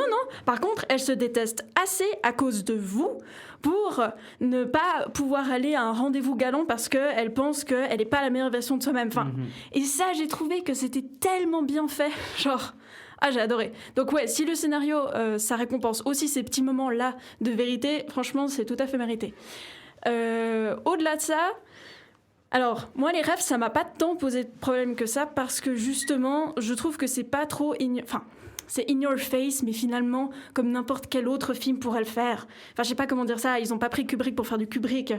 Son propos, il va bien au-delà de ça. Moi, j'ai l'impression que c'est plus en mode, regardez ce théâtre du cinéma avec toutes vos rêves qu'on placarde partout, mais qu'on n'est pas là pour idolâtrer. Contrairement, par exemple, à L'amour ouf, où le gars, il référence que des trucs qu'il adore et qu'il surkiffe pour faire un film qui est finalement juste comme un hommage à un poster qu'il avait dans sa chambre. Elle, c'est l'inverse. C'est, regardez, on vit dans ce constant rappel de, je sais pas, tous les réalisateurs cis, blancs, vieux maintenant et riches. Qu'est-ce qu'on en fait de tout ça ? Est-ce qu'on continue à produire les mêmes choses dans ces mêmes couloirs, dans ces mêmes studios, avec ces mêmes personnes qui nous regardent et qui nous jugent ? Et j'ai trouvé que, justement, le truc jusque-boutiste, c'est si vous voulez continuer à faire ça, il va se passer ça, les gars. Donc, niquez-vous. Et franchement, pour revenir sur ce qu'avait dit... la réalisatrice de Titane, Julia Ducournau, elle avait dit libérer les monstres, et pour moi ça c'est vraiment un film qui s'inscrit dans cette continuité, et donc franchement moi je suis ok si c'est ça la suite. Décomposer, réprimer, montrer par quoi doit passer le corps, surtout putain mais Demi Moore c'est tellement une bonne actrice à prendre pour ce rôle. Je veux dire la pauvre meuf elle s'est littéralement fait embobiner par Aston Kutcher et elle a dû se réprimer au maximum pour avoir l'air 30 ans de moins, alors que c'est putain de Demi Moore quoi, tu fais pas ça, enfin genre tu fais pas vivre ça à quelqu'un comme ça. Et ouais. Je me permets à n'importe qui, il faut pas faire vivre ça. C'est oui, pas juste Demi Moore, mais... je me permets de préciser quand même. Non, t'as raison. Alors les autres c'est ok, mais Demi Moore, non. Les autres, il y a des limites à pas franchir. J'adore. Non, mais tout ça pour dire que j'ai trouvé que c'était un beau film sur qu'est-ce que ça fait d'être constamment jugé par le même œil, jugé par les mêmes 3 mecs qui sont là depuis la nuit des temps. T'arrives au point où tu commences à te détester toi-même. Et j'ai trouvé que ça, c'était genre le meilleur message de ce film. C'est qu'on en arrive à se détester soi-même. Parce que toute l'idée qu'ils sont plus qu'un alors qu'ils sont séparés, c'est justement ça. C'est que elle aimerait être deux, ou elle-même, ou je sais pas quoi, mais elle peut pas. Et il y a cette dualité entre ce qu'elle voudrait être, ce qu'elle est. Les deux se détestent continuellement. Et finalement, c'est ce qu'on se fait endurer au quotidien. Donc j'ai trouvé que ce film... tout, je sais pas, fantastique, surréaliste qu'il soit, il parlait vraiment de la réalité concrète. Et j'ai trouvé que c'était un film brillantissime. J'ai un peu vomi à la fin. Et mais franchement, vers la fin, c'était Quand vraiment... je suis content, je vomis. À qui... Ouais. C'était vraiment à qui allait réussir à soutenir le regard.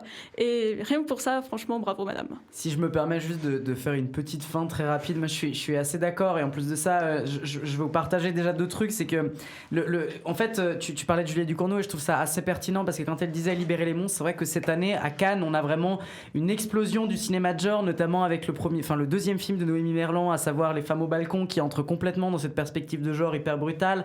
On a en compétition The Substance, on a aussi The Surfer avec Nicolas Cage, qui est aussi un film de genre très particulier. Bref, il y a eu une vague, en fait. Maintenant, on a le recul après Titan pour dire Titan a eu une influence, et quand on voit The Substance, on a aussi une influence sur la manière dont les corps féminins sont filmés. On peut que voir la scène d'introduction de Titan, en fait, dans la manière dont sont filmés les corps, etc. C'est une référence directe. Comme Anora. Exactement, comme Anora. Et pour genre conclure, en regardant un peu, je me suis un peu renseigné sur des interviews qu'avait pu faire Coralie Farja. Elle expliquait que The Substance, elle avait commencé à l'écrire quand elle a commencé à avoir 40 ans. Et qu'elle a eu justement cette crise de la quarantaine, et de comment en fait à la fois le regard masculin lui faisait mal, mais aussi le regard féminin entre femmes qui a été utilisé et qui est instrumentalisé par les hommes se crée. Et c'est là où du coup encore une fois il y a quelque chose qui est brillant, c'est parce qu'il y a un cœur énorme derrière ce film, et tu sens que ça a été fait avec une volonté de rage qui est absolument dingue, et qui juste est brillant de la part d'une peut-être une des futures plus grandes réalisatrices de genre qu'on pourra trouver française, ou même juste de cinéma de genre. Donc juste un très très grand morceau de cinéma, un chef-d'œuvre, je pense qu'on peut allez le dire voir quand même. Allez, après The Substance, on va enchaîner, on va rester encore une fois à Cannes avec cette fois-ci le prix du jury de cette année. On va parler d'un film indien réalisé par Payal Kapadia, à savoir All We Imagine As Light. ചേച്ചി ഞാൻ ഇറങ്ങിക്കോ വീട്ടിൽ കാണാം സിസ്റ്ററിന്റെ റൂംമേറ്റിനെ ഏടായിട്ട് എന്തൊക്കെയോ ഒരു മാറ്റം ഉണ്ടല്ലോ ശ്രദ്ധിച്ചാലും അവളൊരു പയ്യനുമായിട്ട് ഇഷ്ടത്തില്ല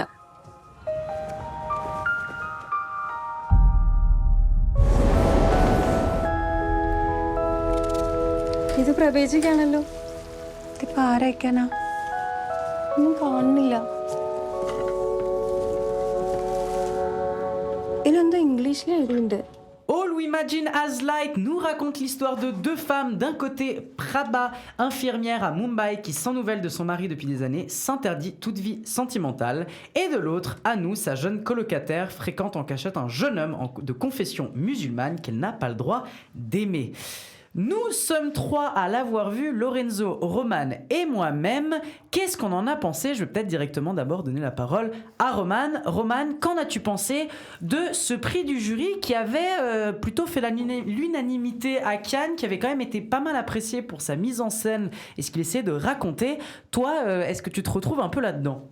Ouais, c'est vrai qu'il a... je sais plus exactement les retours qu'il avait eu à Cannes, mais plutôt bon, il me semble. Je pense que je suis quand même celui des trois qui a le plus aimé déjà, quand même. J'ai trouvé en fait que c'est pas un film où il se passe énormément de choses, on est plutôt sur des trucs un peu contemplatifs, un peu du dialogue et tout. Et en fait, c'est un film qui est très découpé en séquences, ou que ce soit par le lieu, que ce soit par justement quel personnage on suit. Parce qu'il y a un peu deux personnages principaux, même s'il y a des scènes ensemble, mais c'est quand même deux histoires un peu séparées. Et ouais, en fait, j'ai trouvé qu'il y a en fait, c'est vraiment des histoires de séquences, et il y a des séquences qui sont vraiment belles et qui marchent vraiment bien. Et il y en a d'autres où on se fait un peu chier, quoi, où c'est pas, on sait pas vraiment où ça va, et c'est un peu juste d'un peu trop contemplatif peut-être. Mais j'ai trouvé que, notamment dans la façon dont ça parle de la ville au début, enfin de Mumbai du coup.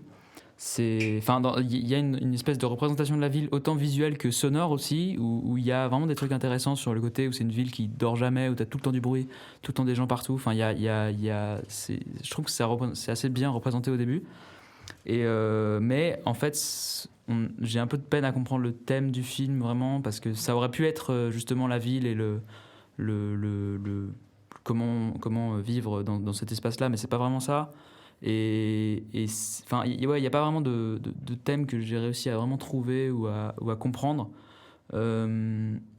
Mais les moments qui sont bien sont vraiment pas mal, je trouve. Et l'autre truc qui est cool aussi, c'est visuellement, il y a beaucoup de grains, c'est très bleu, c'est des teintes un peu comme ça. qui rendent assez bien, je trouve, qui sont assez belles à l'écran. Et du coup, au moins dans les parties où c'était un peu chiant, c'était plutôt joli à regarder.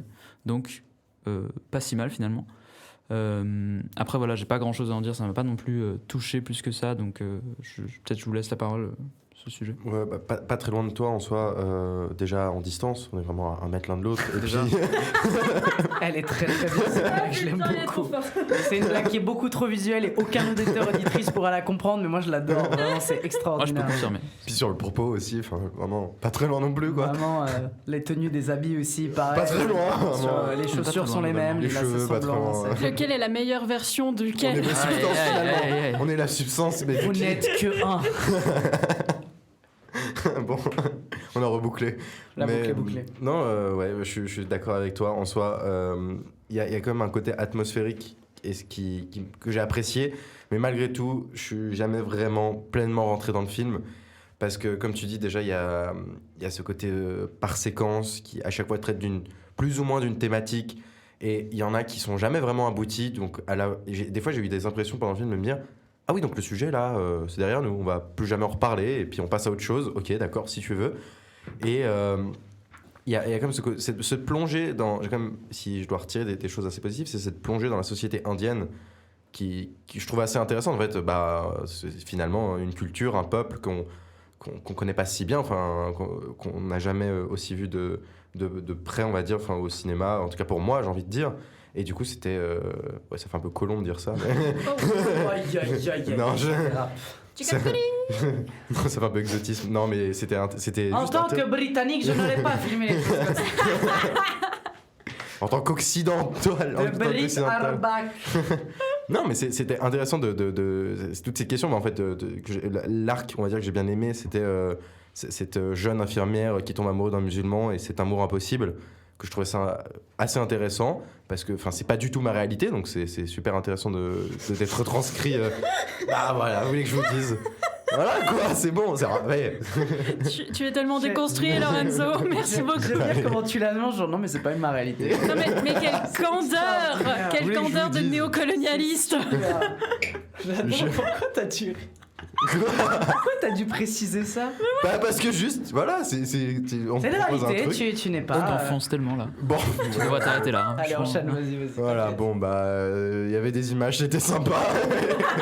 Le cinémascope est fantastique. Il y avait des gens de couleur, ma foi. Non, mais bon, je suis jamais vraiment rentré dans le film, quoi. Vous voulez que je vous dise, c'était un peu long, un peu contemplatif, et puis j'ai pas trop plongé dedans, et il y a quelques bonnes images, il y a quelques trucs intéressants, et puis c'est vraiment pas mon coup de cœur, ma révélation. Voilà. Conclut comme ça.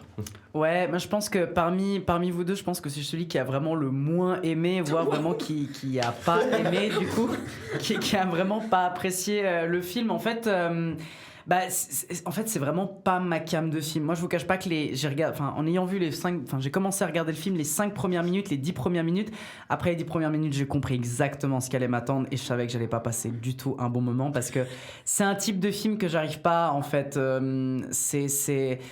C'est un type de film qui pour moi est trop pseudo-sensoriel, où il se passe rien, mais justement dans cette espèce de néant, tu dois un peu te retrouver dans quelque chose. Et vraiment, j'ai pas envie de faire très très long sur ce que je pense du film, parce que moi je suis prêt à reconnaître énormément de qualité au film. Tu en parlais justement de la manière dont la ville est filmée. Je trouve qu'il y a vraiment des trucs qui sont assez intéressants derrière. Je pense qu'il y a quelques petits éléments de mise en scène qui peuvent être sympathiques, et le fait que, en plus de ça, c'est un film où on sent que c'est fait avec le cœur. Je pense que vraiment c'est cette jeune réalisatrice justement, Payal Kapadia, qui en plus est pour la première fois de l'histoire du Festival de Cannes qu'une indienne gagne un prix, justement le Grand Prix à Cannes, ce qui est assez cool. Et en fait on sent que ça a été vraiment fait avec une volonté, un cœur, etc.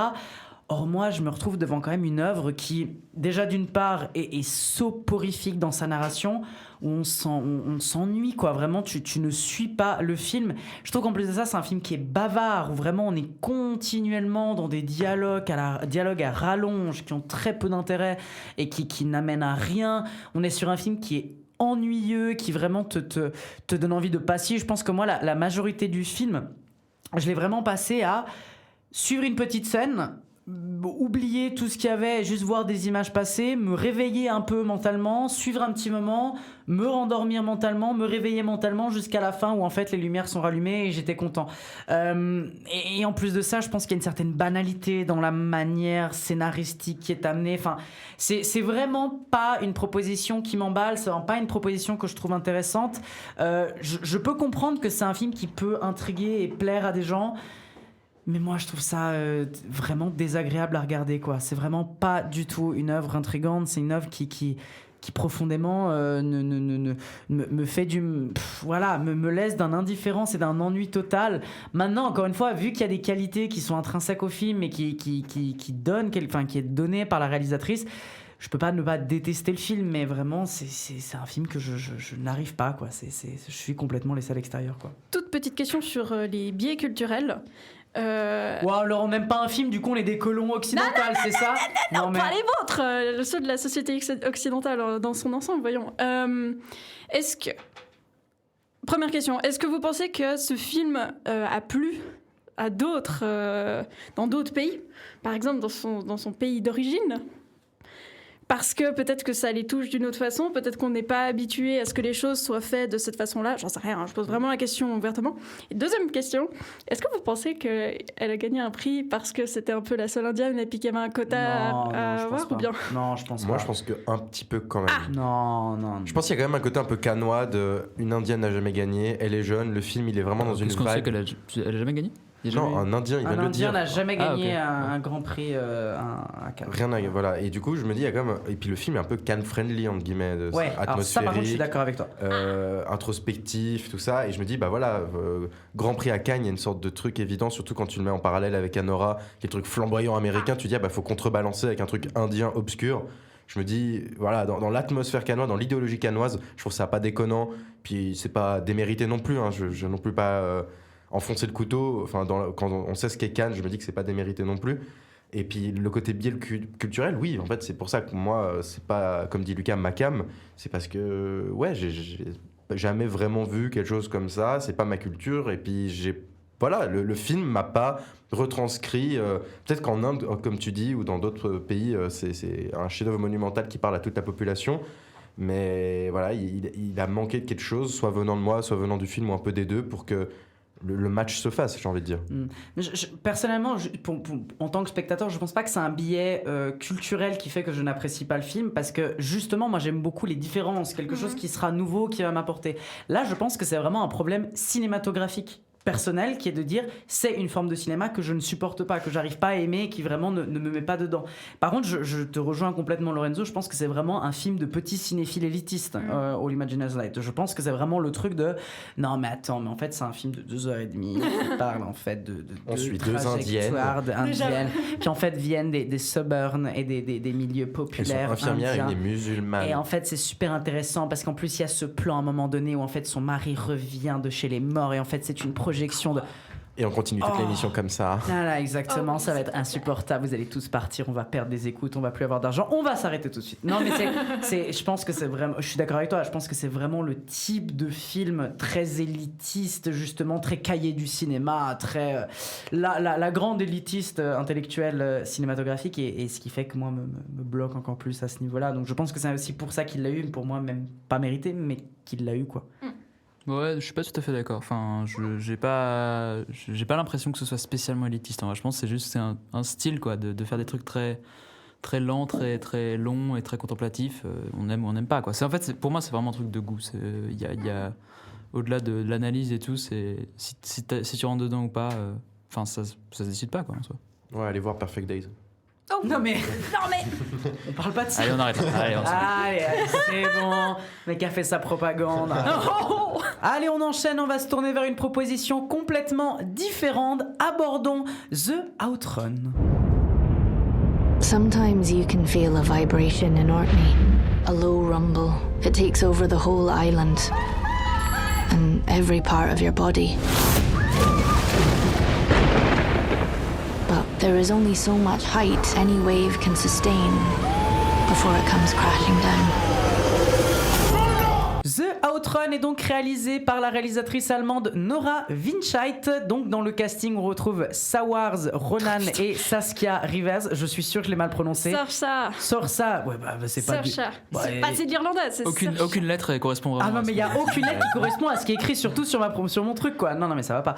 Je l'appellerai Sarwaz. Voilà. C'est une bière en plus, Sarwaz. C'est fantastique. Le film nous décrit l'histoire de Rona, jeune trentenaire brûlant sa vie dans les excès et se perdant dans les nuits londoniennes. Après l'échec de son couple et pour faire face à ses addictions, elle trouve refuge dans les Orcades, ces îles du nord de l'Écosse où elle a grandi. Au contact de sa famille et ses habitants de l'archipel, les souvenirs d'enfance reviennent et se mélangent jusqu'à y confondre avec ceux de ses virées urbaines. Roman et Théa, vous avez pu voir le film. Qu'est-ce que vous avez pu en penser? Théa, est-ce que tu voudrais peut-être commencer le bal? Qu'est-ce que tu en as pensé de ce film? Mais avec plaisir. Alors, c'est pas un chef-d'œuvre, enfin, je le dis tout de suite, c'est pas non plus un immense film. Je doute d'ailleurs qu'on s'en souvienne dans les 10 ans à venir, même si je crois que Saoirse Ronan a été nominée pour sa performance, je suis pas trop sûre, enfin bref, et qu'il y a beaucoup de gens qui sont derrière elle pour recevoir un Oscar, mais je crois que c'est parce que chaque année, on espère qu'elle va recevoir un putain d'Oscar, mais bon bref, c'est une excellente actrice. Je trouve que c'est un film qui fait du bien, généralement, à la santé mentale, genre après avoir abordé tous les films de l'émission, bon, peut-être moins avec l'AVC d'il y a 2 minutes là, mais disons que c'est un film qui tout d'un coup prend la peine de prendre l'espace, le temps, la respiration nécessaire pour se reconstruire, pour approfondir sa relation à soi-même. Oui, ça fait très gourou, pardon. Mais globalement, je trouve que c'était un film, en tout cas moi personnellement, qui m'a beaucoup touchée et qui m'a fait du bien. Je suis très fan du mixage et de la bande-son parce que t'es à la fois... Avec la techno. Ah ouais, putain, mais elle est dans des landes paumées, comme elle dit. Je sais plus, il y a une dame qui lui dit genre... Ouais, vous êtes en Écosse, on est genre au nord de l'Angleterre. Oui. Et on est encore au nord de l'Écosse. Au nord. Donc... Ça, c'est du dialogue, hein. Ouais, on est en Écosse. C'est quelqu'un qui est très... meilleur scénario est attribué à Outrun. Perfect Day, c'est ça? Non, mais dans le sens où elle est vraiment paumée dans les hautes herbes, et puis pendant tout le film, elle a son casque où elle écoute de la techno à fond, en mode réminiscence de sa vie passée à Londres, où elle était ville des excès. Mais en fait, le problème, c'est juste que c'est une alcoolique. C'est tout. C'est pas qu'elle vit dans l'excès, c'est que cette personne est malade et qu'il faut qu'elle fasse une thérapie, qu'elle suive un traitement, quel que soit le traitement en soi. Et un de ces traitements, en l'occurrence, c'est de s'isoler toute seule au nord de Pétaouchnok. Et j'ai trouvé que c'était un film... parce qu'avant, il y a aussi ce traitement, justement, aussi. Elle a fait les alcooliques anonymes où c'était... Enfin, elle a essayé plusieurs choses, quoi. C'est ça. Et tout d'un coup, tout ce qui lui reste, après avoir replongé, c'est je vais rester toute seule et puis je vais faire une vie sans alcool où je peux me reposer que sur moi-même et puis qu'est-ce que ça va donner? Et j'ai trouvé que c'est tellement libérateur, genre la scène à Noël. Où vraiment elle fait tout comme tout le monde, le seul truc qui change c'est qu'elle a pas d'alcool et tout va bien. Et t'as tellement envie de dire ça aux gens en soirée qui sont en mode mais tu vas boire. Pardon. Ça m'est jamais arrivé. Moi-même je picole beaucoup donc ça m'est jamais arrivé. Mais bref, j'ai trouvé que c'était un film qui était aussi très beau dans son utilisation de l'espace, donc du décor naturel du nord de l'Écosse. J'ai beaucoup aimé les relations entre personnages. Non, c'est Pétaouchnok. C'est au nord, non, de Pétaouchnok. On appelle ça l'Écosse. C'est l'Islande. Après, le seul truc qui m'a vraiment dérangé, mais ça, je crois que c'est de façon générale, c'est la voix off. Je déteste les films qui t'expliquent ce qui se passe. Ça me casse les couilles. Ces derniers temps, ça m'est arrivé tellement de fois que vraiment je n'en peux plus. Puis en plus, alors elle dit des trucs, puis des fois c'est poétique, et puis des fois c'est pas poétique, et puis je sais pas, moi j'aurais trouvé que l'image se suffisait à elle-même et qu'il n'y avait pas besoin de mettre une putain de voix off en plus. Voilà. Après, un des trucs que je trouvais assez sympa dans un film qui est quand même pas... Enfin, il bouleverse pas les codes cinématographiques, hein. Enfin, je sais pas si t'es d'accord avec moi, mais le seul truc que j'ai bien aimé, c'était le montage qui est très confus dans la timeline. Ouais, justement. Ça, j'ai trouvé que c'était ultra intéressant parce que vraiment, t'es méga paumé. Moi, j'étais vachement paumé. Ouais. Les, je sais pas, la première heure, j'étais... Et ça, c'est super fort pour te mettre directement dans la peau du personnage parce que c'est exactement ce qu'elle est en train de vivre, quoi. Mais après, le reste, bon... Voilà. Non, mais je suis assez d'accord avec ce que tu as dit sur en tout cas les espaces et l'histoire et tout. La voix off, moi, ça m'a pas vraiment dérangé. Question de goût, c'est ce que tu Je me souvenais disais, à peine qu'il y avait une voix off. Donc franchement, je crois que ça c'est ok. Mais par contre, justement, sur ce truc de montage, j'ai trouvé que c'était quand même trop. Enfin, Ouais. en fait, on comprend du coup ce que ça veut dire, la confusion et tout, mais en tant que spectateur, du coup, t'es vraiment juste confus. Et peut-être c'est un peu trop pour vraiment pouvoir apprécier les subtilités du film et aussi l'avant-après, en quelque sorte, la vie d'avant, la vie d'après. Quand c'est tellement confus comme ça, t'as de la peine à te rendre compte de ce que ça signifie. Et ouais, du coup, pour moi, il y a quand même c'est un petit peu too much de ce côté-là. Ok. Mais je rejoins sur la musique, je trouve vraiment cool cette utilisation de la techno un peu intense comme ça. Après, il aurait fallu même plus, je trouve. Ah ouais, non, mais c'était trop bien. C'était vraiment cool. Et la fin, enfin, il y a un truc un peu épique à la fin qui d'habitude, moi, me touche pas trop, ce genre de truc. Et là, je trouve que ça marchait bien avec... il y avait un aspect un peu de complétion du cercle, de truc. Elle est arrivée à cet endroit-là, à ce moment-là. Et de libération. Ouais, totale. voilà. Et justement, le truc arrive un peu à son terme. Et c'est très souligné visuellement avec la musique et tout. Et ça pourrait ne pas marcher, mais je trouve que ça marche. Donc, et puis, Sorcha, Ronan Sorcha, qui est aussi VPN. Sarwan. Sawirs, qui est vraiment excellent. Voilà. Qui est vraiment vraiment bien, quoi. Enfin, il y a elle est un peu tout le temps dans la... Enfin, quand on la voit, on se dirait que c'est pas forcément une actrice vraiment exubérante, où elle a un côté très calme, très reposé. Et pourtant, elle a une performance qui est assez forte. Ouais. Donc peut-être si elle est nommée aux Oscars, en vrai, ce ne serait pas forcément démérité. Donc une possibilité pour Greenbergen, Ronan d'avoir un Oscar. Ce serait possible. Ouais, mais alors, franchement, si c'est pour celui-là, parce qu'elle a fait plein d'excellents films. Bon, après, pourquoi pas. Mais là, elle a ce rôle principal. Elle est pas si souvent aussi en rôle aussi où le film se repose autant sur elle. C'est vrai. Mais ouais, alors, Heineken, elle avait joué dans le Grand Budapest Hotel. Il me semble qu'elle avait joué dans La Passion de Van Gogh. Oui, mais voilà, mais dans un premier rôle aussi où le film se repose vraiment que sur elle, quasiment. Où c'est vraiment elle et le film. Il y a quasiment, enfin, les seconds rôles sont très. Oui. Non, ouais, je suis d'accord. Peut-être qu'elle le mériterait pour ça. Ouais. Elle chauffe, elle transpire sur même l'affiche aussi. J'adore cette blague. Elle même d'ailleurs l'affiche qui est magnifique. Alors j'ai pas vu le film, mais je trouve déjà l'affiche magnifique. Et puis tu sens que c'est un film qui prend la place. C'est une actrice qui va prendre la place dans le film. Ah ouais, totalement. Et puis il y a une approche très naturaliste que moi j'aime bien aussi. T'entends vraiment les bruits de la nature, les gens qui vivent là. Enfin, franchement, par rapport à tout ce dont on vient de parler dans ce programme, c'est, je pense, le film le plus bas de plancher niveau concret, réel. Mais moi, ça m'a beaucoup touché, en tout cas. J'ai trouvé que c'était... Il y a un côté reposant aussi. Ouais, c'est ça. Puis c'est pas du contemplatif.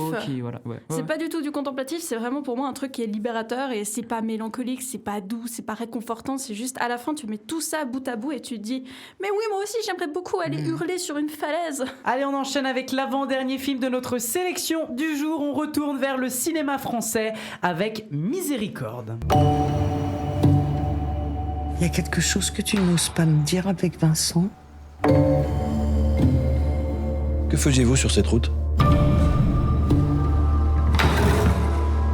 Vous ne pourrez pas toujours vivre avec ce secret. Tu étais où ? Et quels sont vos rapports avec l'abbé Grisol ? On pense qu'il nous cache quelque chose. Et qu'est-ce qu'il pourrait bien vous cacher ? Miséricorde est donc le nouveau film réalisé par Alain Guiraudy, qui est lui-même aussi un film qui était passé par Cannes. Et le film nous raconte l'histoire de Jérémy qui revient à Saint-Martial pour l'enterrement de son ancien patron boulanger et qui s'installe quelques jours chez Martine, sa veuve. Mais entre une disparition mystérieuse, un voisin menaçant et un abbé aux intentions étranges, son court séjour au village prend une tournure inattendue. C'est un film qui a beaucoup excité la critique dans sa proposition et dans son originalité et qui était même sous la liste pour représenter la France aux Oscars 2025. Un film évidemment qui du coup peut que titiller notre attention et qui a notamment titillé l'attention de Lorenzo. Et moi aussi, Roman. Ah, Roman aussi, pardon, Roman et Lorenzo. Non mais je n'avais pas compris, excuse-moi, mais vous voyez, j'apprends des belles choses. Je vais peut-être pouvoir commencer avec toi quand même, Lorenzo. Il est là depuis le début, si jamais. Ah mais vous êtes proches, j'ai vu plein de films. C'est qu'on se ressemble, mais... Lorenzo, je te donne la parole pour commencer. Qu'est-ce que t'en as pensé de ce film ? En fait, quand je suis sorti, je me suis dit, ouais, bien. Et en fait, plus j'y repense, plus je me dis, vraiment sympa, vraiment, en fait. Vraiment, en fait, oui, je me refais plein de petites scènes, les personnages, on pense au curé et compagnie, c'est vraiment... c'est assez fou. Bon, je commence par le début. Déjà, il y a tout ce truc vis-à-vis du personnage de Jérémy. Et déjà, lui, il n'est pas très très appréciable. Enfin, c'est pas le gars avec qui j'ai envie de passer tous mes week-ends. Et là, je vais être obligé d'un tout petit peu spoiler, mais il y a cette question-là de la nature du crime. Est-ce qu'on est criminel ou on le devient ? Est-ce qu'on est meurtrier ou on le devient ? Et cette question-là qui imbibe un peu tout le film, et surtout après qui travaille en soi, qui m'a travaillé, on va dire, pendant les jours qu'on suivit. Et il faut dire que c'est pas la question primordiale du film, c'est pas celle à laquelle elle essaie de répondre. Et j'aime bien ce côté fresque humaine dans ce tout petit village paumé au milieu de nulle part. Et tous les personnages sont très identifiables, ils ont tous leur identité, leur caractère, et il y a tout qui résonne très bien entre eux. Et je crois que ma critique Letterboxd, c'est « Et le village s'endort » parce qu'il y a un côté très très loup-garou. C'est chaque jour, un petit élément en plus vient à être ajouté à l'enquête jusqu'à où est-ce qu'on va, quelle est la fin, est-ce que le loup-garou est démasqué ou non. Ça je vous laisserai découvrir. Mais ce côté, oui, en fait, c'est pas très loin d'une partie de loup-garou, et c'est tout aussi appréciable qu'une partie de loup-garou parce qu'il y a ce côté, chacun a son rôle. Et chacun, du coup, met des bâtons dans les roues ou non des autres. Et nous, on est un peu la petite fille dans tout ça. Et on utilise les références qu'on a et on fait ce qu'on peut. C'est ma petite tambouille à moi. Et non, mais en vrai, c'est vraiment la vibe du film. Il y a ce truc un peu loup-garou. Et Mec, mais t'es payé au mot. Je suis sponsor aujourd'hui par Loup-garou. Est-ce que tu me dirais que c'est un meilleur film Loup-garou que le film Loup-garou qui est sorti maintenant sur Netflix ? Je pense que c'est pas bien compliqué. C'est pas impossible, ouais. Et c'est vraiment. Et puis j'aime bien aussi ce truc de plus c'est gros, plus ça passe, quoi. Enfin, il y a cet enchaînement de scénettes absurdes et totalement. Très rigolotes et absurdes. Et tu te dis, non, mais là, le film il va se finir. Là, ça va aller dans cette direction. Et en fait, non.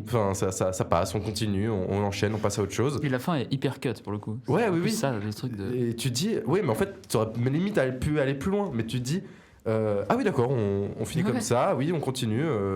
Et puis, t'es obligé d'y croire, en fait. En plus, ça dure pas très longtemps, le rythme est plutôt bon. L'atmosphère fonctionne très bien dans ce village paumé, je sais plus trop, au milieu de la France. Et ça fonctionne très bien, ce truc de... il faut que tu y crois, en fait, pour qu'on avance dans cette histoire. Tout le monde y croit dans le film. Toi, en tant que spectateur, t'es obligé, t'avances, tu regardes comment ça va se dénouer, jusqu'où ça va.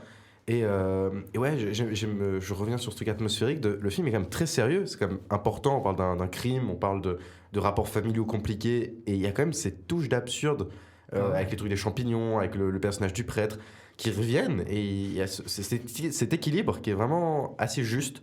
Donc, je vais pas crier au chef-d'œuvre, mais ça reste un bon film. Je passe un bon moment et j'y repense là, c'était il y a 2 semaines. Et en y repensant maintenant, en y repensant ces derniers jours, il a quand même bien travaillé en moi sur cette question-là du crime et de comment on vit avec ce genre de truc, comment on se dépatouille là-dedans. Roman, qu'en as-tu pensé, toi ? Ouais, je suis assez d'accord, mais là, toi, tu parles d'une touche d'absurde. Moi, je trouve que c'est vraiment, le film est bizarre de tous les points de vue, quoi. Il est hyper bizarre, mais bizarre dans un sens où, tout est sujet à être vraiment drôle et serait des situations de comédie, mais ça marche, quoi. En même temps, c'est drôle, tu peux rire à des moments, et il y a des moments où c'est très sérieux, et en fait, comme tu dis, plus c'est gros, plus ça passe, quoi. C'est-à-dire qu'il y a vraiment des personnages ou des dialogues ou des relations, tu t'es scotché tellement c'est... Des actions, ouais. Ouais, où c'est juste... c'est audacieux, quoi. Il y a vraiment le côté audacieux et le côté... libre de passe, aucun personnage ne fait vraiment ce à quoi tu t'attends. Et tous les personnages ont un truc en eux hyper malsain, c'est presque un peu grinçant, ce truc il met mal à l'aise, quoi. Ouais. Il met mal à l'aise. Chaque personnage met un peu mal à l'aise, un peu à sa façon. Et j'ai trouvé le gars, l'acteur principal, Félix Kizil, qui est justement hyper ambigu et ambivalent, et comme tu dis, on n'a pas envie de l'aimer, quoi. Mais pourtant, le fait qu'on sache exactement ce qu'il a fait et ce qui s'est passé et tout, ça met un espèce on est hyper proche de lui alors qu'on n'a pas envie. On n'a pas envie d'être proche de lui parce que c'est un gars qui est hyper étrange et un peu flippant. Et le film nous met vraiment à ses côtés et il nous force à limite à être de son côté et à le comprendre alors qu'on n'a pas vraiment envie. Et je trouve que c'est assez fort. Et il y a ce personnage de l'abbé qui est fabuleux. Vraiment, lui, je sais pas. Enfin, c'est vraiment un des meilleurs personnages de l'année, je pense, en termes de cinéma. De l'abbé, voilà. Et je sais pas. De l'abbé Production. Oh, pas mal. Blague de cinéphile. Bon. Ouais, il y a aussi. Tu as compris ou pas? C'est pas mal. Les vrais apprécieront. Enfin ouais, il y a Catherine Fro aussi qui joue justement la mère et qui est très, qui est en fait, c'est malsain, quoi. Enfin, tout est malsain. Les relations entre les personnages sont malsaines et tout. Et la relation entre la mère et ce gars, du coup, Félix, Jérémy, le personnage de Jérémy, le personnage principal, sont hyper bizarres. Et du coup, ça se finit de la façon dont ça se finit. Et en fait, le film te laisse vraiment. Il n'y a pas de. Comment dire? Il n'y a jamais de rattrapage où on se dit ah, ok, là, c'est moralement cool et ça se détend un peu. Genre le film se finit comme ça se finit et t'es laissé un peu sur le cul avec devant un peu le fait accompli. Et non, j'ai trouvé vraiment vraiment hyper intéressant, quoi. Enfin, plus j'y repense, comme tu dis, plus j'y repense et plus je me dis qu'il y a vraiment beaucoup de choses excellentes. Et donc voilà, moi je vous le recommande beaucoup, ce film Miséricorde. Donc il y a de la miséricorde à la fin? Il y a un pardon Mais même pas tant. Bah justement, c'est toute la question. En fait, c'est ça la question. Le personnage de l'abbé, il est central pour ça, quoi. Mensonger. Mais je rajouterais vite fait à ce que tu viens de dire, c'est qu'en fait, on commence le film en se disant le personnage de Vincent, c'est lui le plus fucked up de tous. Et en fait, plus ça avance, c'est le plus sain et compréhensible. Ouais. Et j'aime bien justement ces questions-là de lui, il a commis un crime, voilà, et du coup. Tu dis, mais les autres, ils sont quand même pas mal fucked up. Et tu commences à dire qu'on est tellement de son côté. Même le flic, même le personnage de flic sont tellement bizarres. Mais dans leur méthode, oui, dans leur méthode d'action. Folles. Et du coup, tu te dis, mais c'est même pas genre violence policière, c'est vraiment des méthodes, tu te dis, ah, c'est psychopathe. Terrifiant, quoi. Ouais, tout le monde est un peu un psychopathe. Et du coup, tu te dis, ah, mais qu'est-ce qui est le plus grave? C'est le meurtre, enfin, le meurtre commis, ou toutes les petites touches de bizarre. Tout ce qui suit. Ouais. Et du coup, il y a toute cette atmosphère, comme tu dis, grinçant. Et ouais, en vrai. Plus on y pense, plus c'est un bon film. Allez, pour notre dernier film de la sélection, on reste en France, ou plutôt dans cette magnifique île qu'est la Corse. On va se tourner vers À son image.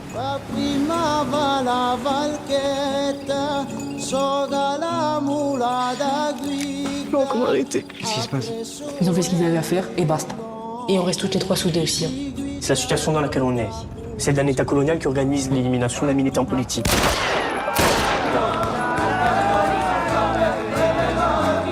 Ça fait 2 ans que tu bosses, ça fait 10 photos dans ta vie, tu connais le métier. Ben je sais pas, il se passe quand même quelque chose d'historique et on va pas le couvrir. À son image est donc un film réalisé par le réalisateur corse Thierry de Paretti. Dans le rôle principal, on retrouve Clara Maria Laredo. Et donc, c'est une adaptation du livre du même nom. C'est donc un film que j'ai eu la chance de voir il y a pas longtemps. C'est un film qui, en France, il est sorti il y a quelques semaines. Et c'est un film que je voulais quand même vous toucher un petit mot parce que c'est un film qui est quand même assez sympathique. C'est un film qui tient tout du long sans trop de soucis. C'est plutôt une bonne réussite dans l'ensemble, et ça méritait quand même que j'en parle en cette fin d'émission, 5 petites minutes. C'est un film qui est très touchant parce qu'en fait c'est une œuvre qui traite avec une assez grande subtilité le difficile sujet des tensions politiques qu'il y a en Corse et qu'il y a eu en Corse dans le temps, notamment avec le Front de Libération Nationale Corse. Et en fait, ce sujet, donc justement cet épineux sujet politique corse, il est traité d'une manière très minutieuse. Il y a un vrai travail de réflexion sur la manière dont aborder le sujet, mais c'est aussi une manière très intimiste de traiter cette question-là, parce qu'on sent que la personne qui est au contrôle de ce film, c'est une personne qui est directement concernée, étant donné que la personne, le Thierry de Paretti est lui-même corse, et on sent que c'est un sujet qui le touche, c'est un sujet qui le porte, et il avait envie de mettre en image ces thématiques qui touchent, on va dire, à son île natale et à sa zone, en fait, là où il vit et ce qu'il est, en fait, dans ses racines.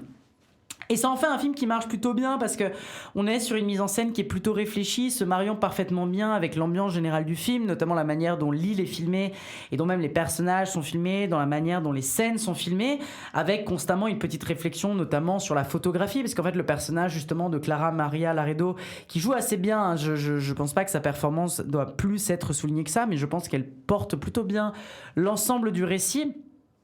Et en fait, il y a toute une réflexion sur la question de la photographie, qui du coup est le rôle de ce personnage, qui est du coup une photographe passionnée.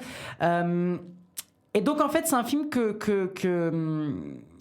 qu'on perçoit être profondément cher à son auteur, que ce soit à travers les personnages qu'il façonne, qui ont tous, on va dire, une certaine subtilité et une certaine réflexion dans son écriture, mais que ça soit aussi sur le message qu'il essaye de défendre, et notamment son approche visuelle, qui encore une fois est très touchante, et on sent qu'il y a une certaine chaleur, une certaine tendresse dans les lieux qu'il essaye de filmer, pour justement mettre en avant cette île et les gens qui y habitent. En fait, c'est pas forcément un film qui est magistral, encore une fois. Je pense que c'est un film sympathique, une découverte plutôt honnête de quelqu'un qui s'avère faire de la belles images, qui s'avère en plus à réussir à écrire un scénario qui est quand même assez prenant, qui moi en tout cas m'a tenu tout du long, où vraiment tu suis une histoire qui est quand même assez intéressante, où il y a une certaine évolution. Encore une fois, je pense être une œuvre assez intéressante pour comprendre la situation politique qu'il y a eu en Corse pendant ces différentes années.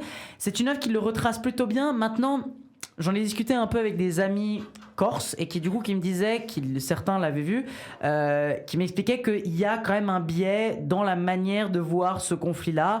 Et évidemment, ça reste encore un sujet qui est encore assez épineux encore aujourd'hui. Et donc, c'est normal qu'il peut y avoir des divisions par rapport à la manière d'aborder le sujet. Mais en tout cas, je trouve qu'il y a une manière très pertinente de l'amener. Je trouve qu'il y a une manière très humaniste, on va dire, d'amener ce sujet-là.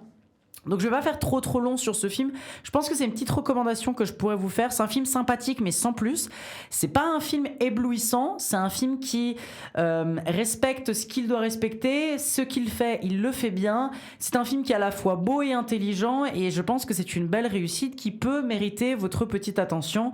Voilà, c'est quelque chose qui franchement tient la route et qui en vrai est une petite surprise. Je veux dire, très souvent on pourrait trouver des choses peu intéressante. Là, je trouve que c'est une œuvre qui reste quand même assez inspirée, accessible quand même par toutes et à tous, et qui porte une vraie esthétique visuelle que je trouve très intéressante et très agréable à voir. C'est tout pour nous pour les films d'actualité, et avant d'enchaîner à notre carte blanche du jour, je vous rappelle que vous pouvez évidemment nous suivre sur tous les réseaux sociaux pour être tenu informé de tout ce qu'on fait. Par exemple, là, il y a quelques temps, on vous a fait gagner des places pour le GIF, donc vous voyez, vous étiez abonné, vous auriez pu aller au GIF, vous n'êtes pas abonné, et ben malheureusement, vous n'avez pas pu gagner ces petites places. Ce n'est que de votre responsabilité, mais vous pouvez évidemment remédier à ça en vous abonnant à toutes nos plateformes de podcast, à tous nos réseaux sociaux, et évidemment à nous mettre 5 étoiles sur toutes les plateformes. Donc nous noter un maximum pour nous donner tout le soutien. Et si vous êtes encore les meilleurs, vous pouvez évidemment partager ce podcast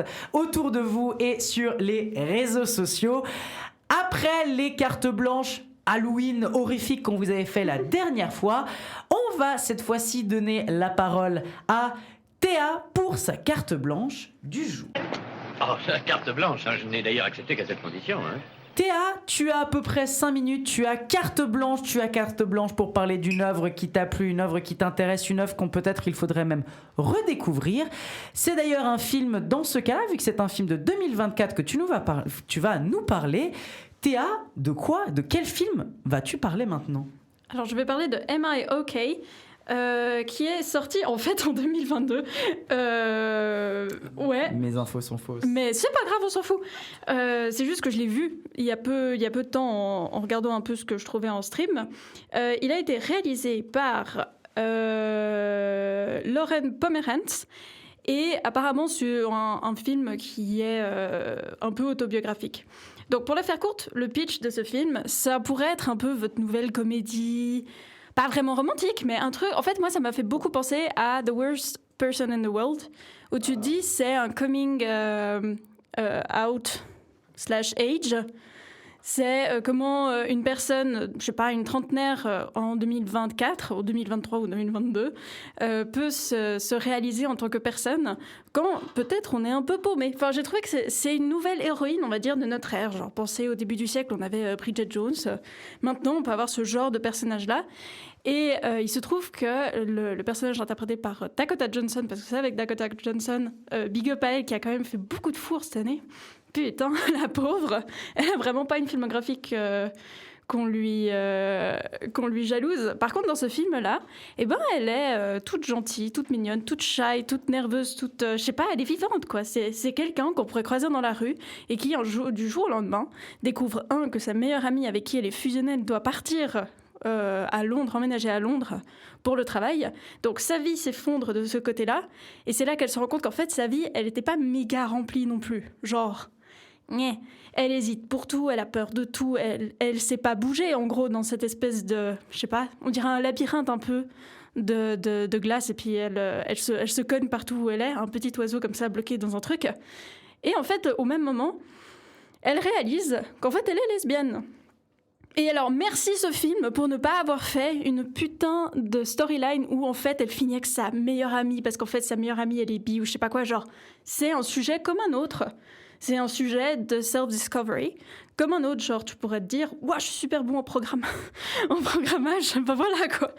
Et du coup, j'ai trouvé que c'était un petit film qui paye pas de mine, mais qui était assez touchant et assez... Ouais, je vais aussi utiliser le mot frais, j'ai le droit, parce que vous l'avez utilisé 25 000 fois aujourd'hui. Ça pue le fait braise ici.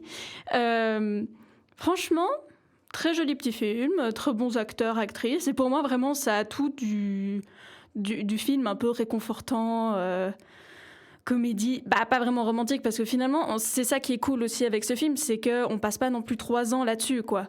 Ce qui est le plus intéressant, c'est comment est-ce que soi-même, on se construit par rapport aux autres, comment les décisions des autres finissent par aussi nous toucher et réévaluer nos relations. Donc finalement, c'est plutôt une histoire d'amitié, et j'ai trouvé que c'était un film... tout à fait sympathique. Malheureusement, je crois que j'aurais pas plus de choses à dire là-dessus, à part que si vous voulez vous remonter un peu le moral, rire un petit peu ou pleurer un petit peu, regardez ce film. Je m'y attendais pas du tout. Je me suis même dit, mon Dieu, il y a Dakota Johnson, ça doit être une sale merde. Mais en fait, agréablement surprise, très sympathique. Voilà. I'm cool. I don't even know what makes me happy. I'm 32 years old. I should have figured this out by now.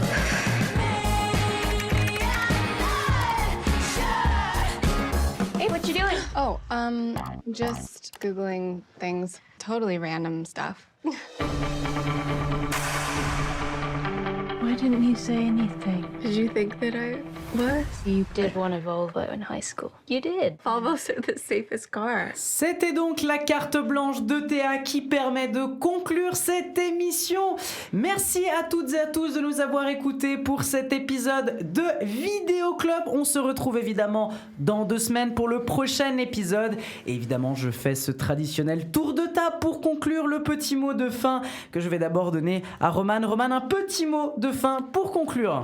Ouais, oui, je sais pas. Ouais, toujours la même chose. Mais prends ton Xanax. Non mais le mec, la déprimation. Je crois qu'on se revoit dans 2 semaines, quoi, j'ai l'impression. Ouais. Malheureusement. Super. Allez, on se revoit. Merci pour l'ambiance. Hein. Allez, on se revoit, ça sera le mot de fin. Lorenzo, un petit mot de fin. Ok, je contrebalance la déprime de Roman et je dis merci et on vous aime. Merci de nous écouter. Populiste. T'es un petit mot de fin.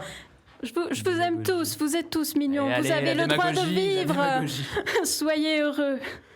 Soyez heureux, joie de vivre et surtout seront les derniers mots de l'équipe pour ce 47e épisode. Merci infiniment de nous avoir écoutés. On se retrouve du coup dans 2 semaines. En attendant, n'oubliez pas d'aller voir des films dans les salles obscures et surtout n'oubliez pas, vive le cinéma. Nom d'un chien, c'est fini, tout s'allume. À mercredi prochain.